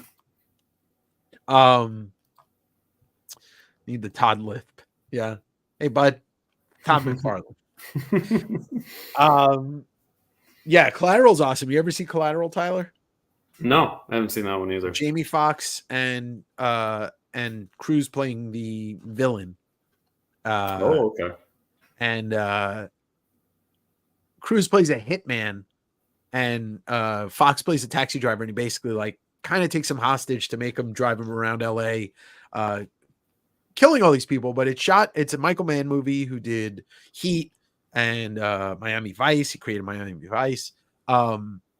It's shot beautifully. It's my favorite. I'm big into movies and TV shows that showcase cities, like The Wire showcases Baltimore. Collateral is my favorite Los Angeles movie. That and Nightcrawler with Jake Gyllenhaal. I love Nightcrawler. Yes, Nightcrawler is a nasty fucking movie. Absolutely nasty movie. Yeah, if you like Nightcrawler, you'll like aesthetically, you will just like Collateral on that principle. Okay. Dick Trickle. We Rohan, we already mentioned Edge of Tomorrow, fantastic movie, yeah. Which was originally titled Live, Die, Repeat. And like I said, wasn't the original marketing for that had that title? Like it actually went public with that? Okay. The original, I think that is actually how they sold the movie. Was released in other parts of the world except here. Yeah, I wonder why they changed it. And there we go. Amber just being edgy by saying her favorite Tom Cruise movie is like one of the oldest Tom Cruise movies, Legion, which Tim Curry in that movie is fantastic. He's great. Minority Report's great. Yeah. Outsider's great movie. Phenomenal. Yeah. Legend. Yep. There it is. That's what Amber meant. Legend, not Legion. Collateral is great. Yeah. And not only does Collateral have, great visuals, just a beautiful cinematography, but it has the placement of one of the greatest song placements ever. And the song is Audio Slave Shadow on the Sun, but I won't ruin for you the scene because like it hits like a ton of bricks. That'll be on my watch list this week. Yeah. I've owned that movie on every format that it's ever been released on because I can't get enough of that movie. Shield. What's the question? Shield. I'm not sure. Armando.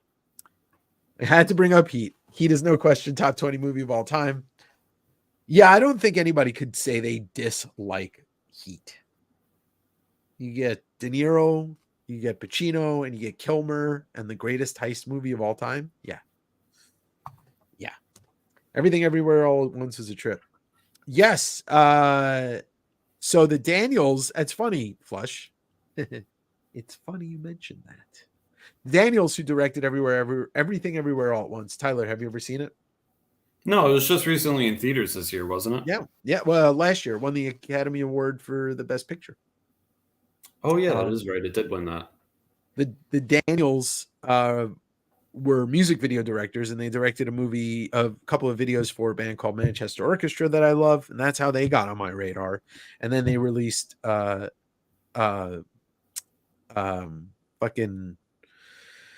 Swiss Army Man, and that's when I fell in love with them as directors. And then and the rest is history. Every time I can recall seeing a trailer for that movie, though, I have no idea what the hell's going on. Which one? Everything Everywhere? Yeah.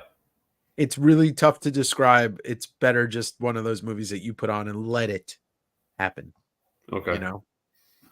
When I watched Legend, Willow and Labyrinth, and Never Ending Story. Throw that in there too. Love Never Ending Story.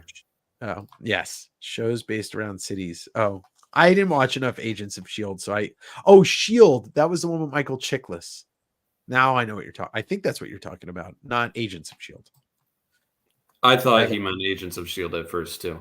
Yeah, but I think he's talking about the Michael Chiklis show, but I could be wrong. I have it downloaded, ready to watch. Live, Die, Repeat. People that dislike Heat are the same people who talk in movie theaters, and they should also be dealt with it. There we go. Comment of the night right there. Or star that one.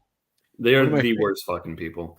Yeah, seriously. The people that talk in movie theaters are the people that kill animals, that kill dogs and cats for fun. Okay?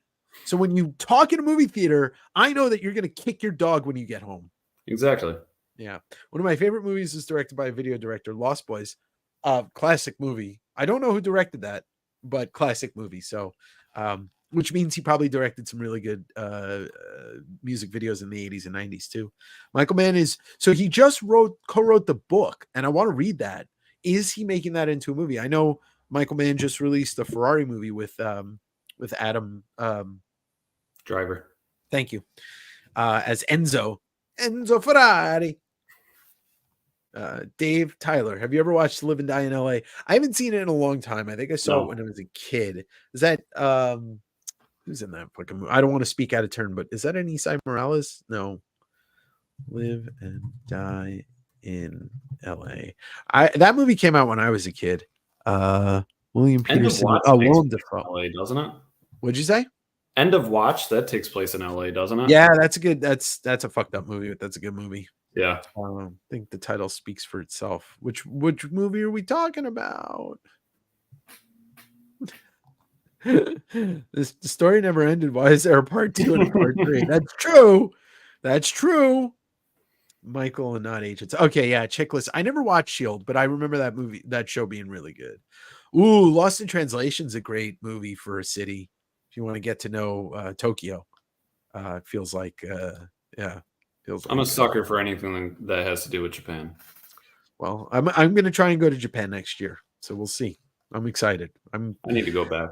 One of my goals was to get into manga this year, and I read some, and I'm going to continue because it's more popular than anything when it comes to comics these days. I can't get into it. I feel like there's got to be something for everybody. You know, it's like there's got to be something for you. Just like I found that I really like Dragon Ball. I'm going to read some Junji Ito, but it definitely takes, you got to retrain your brain because you're reading in a different way. Mm-hmm. But it's also the art style for me too. Like the whole anime look, it drives me wild. Huh. Well, like I said, I'm sure there's something, you know, Yes, there's got to be something, you know, we just got to figure out what it is. Did stuff for NXS. Ooh, they had good videos too. I still never saw House of Gucci, and I really do want to see it because it's such a fucking weird movie. Like you look at, they were all in such characters, and those characters are fascinating to me.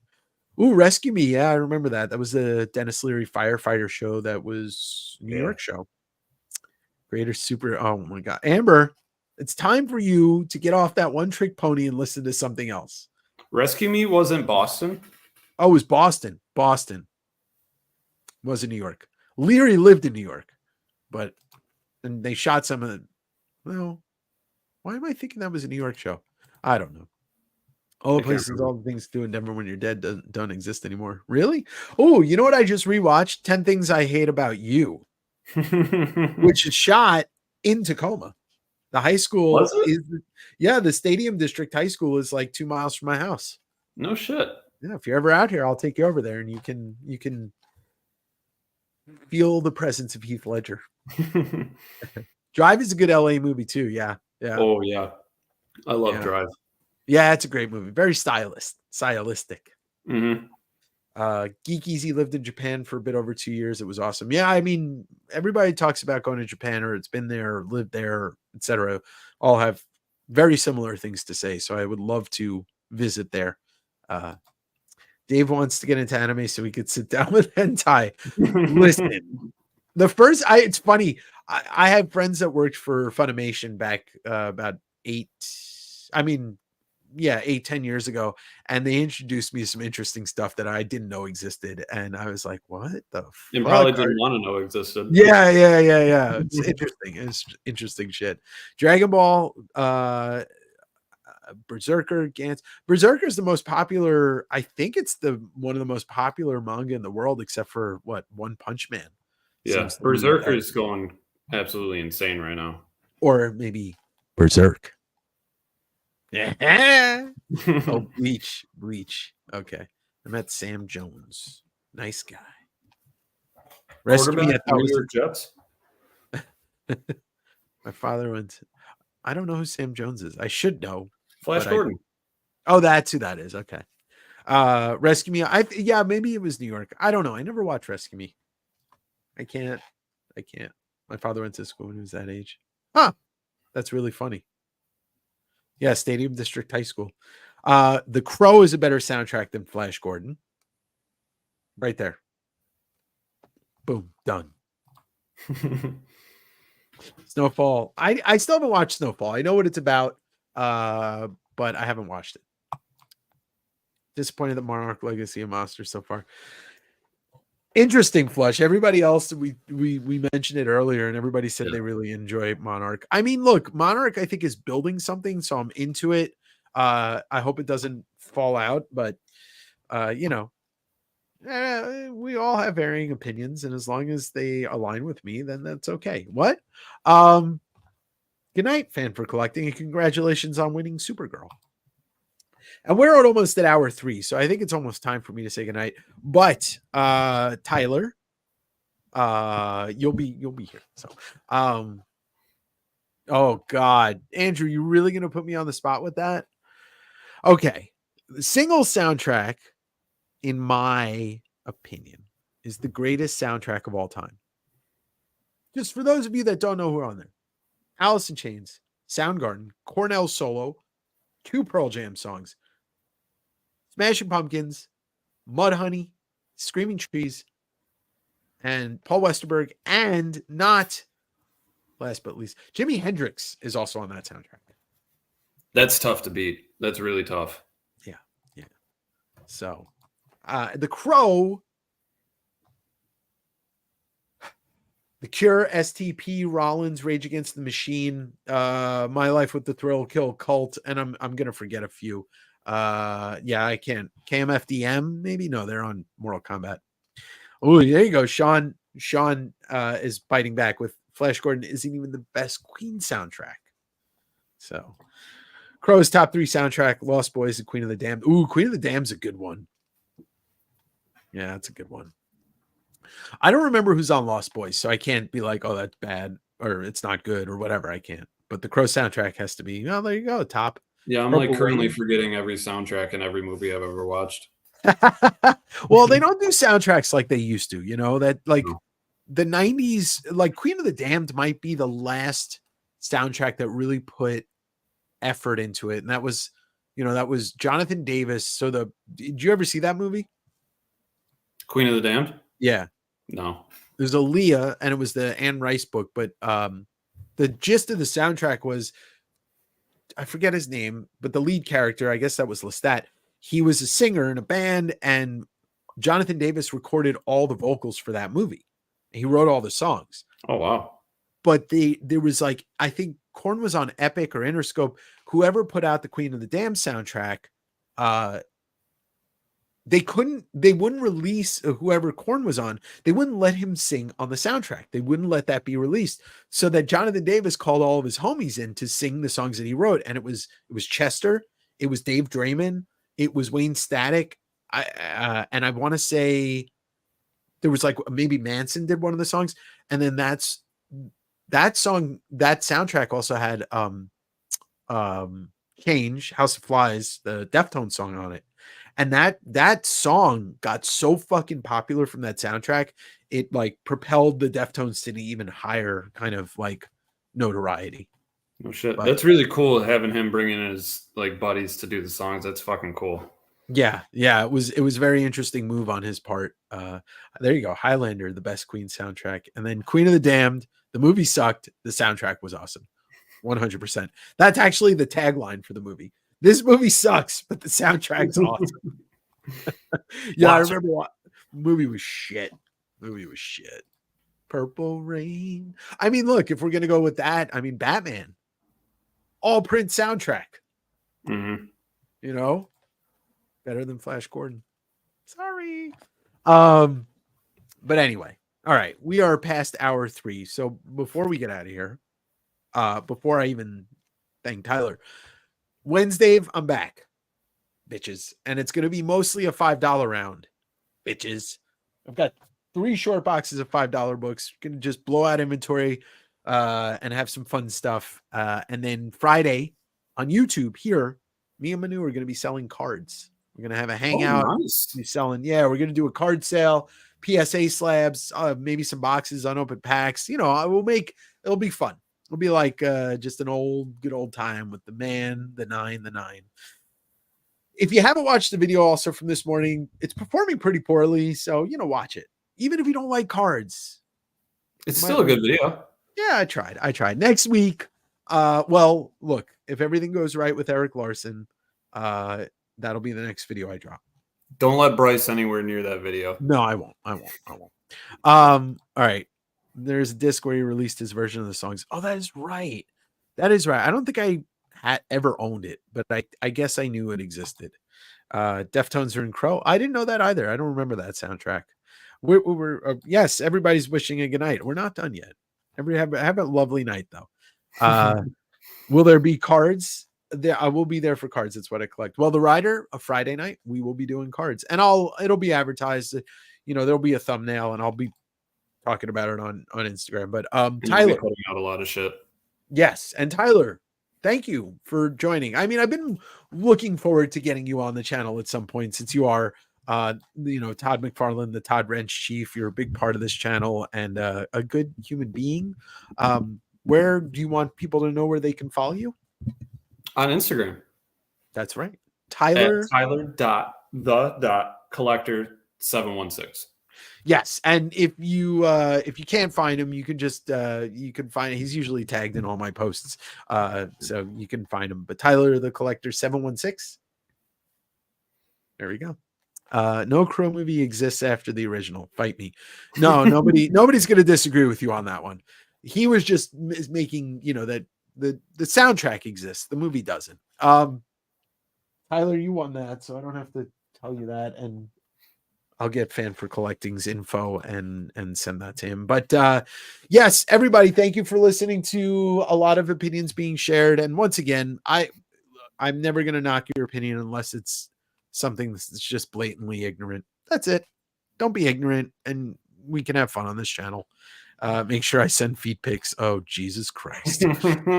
All righty. Well, with that, Tyler, you stick around, and I'm just going to play the theme song, and everybody, I'll see you on Wednesday. And I appreciate everybody for hanging out tonight.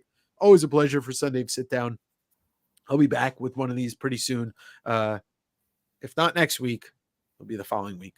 And everybody have good holidays. If I don't talk to you, if I don't see you, cheers and good night. Are you ready? Sunday sit down. Yeah, it's time for Sunday to sit down.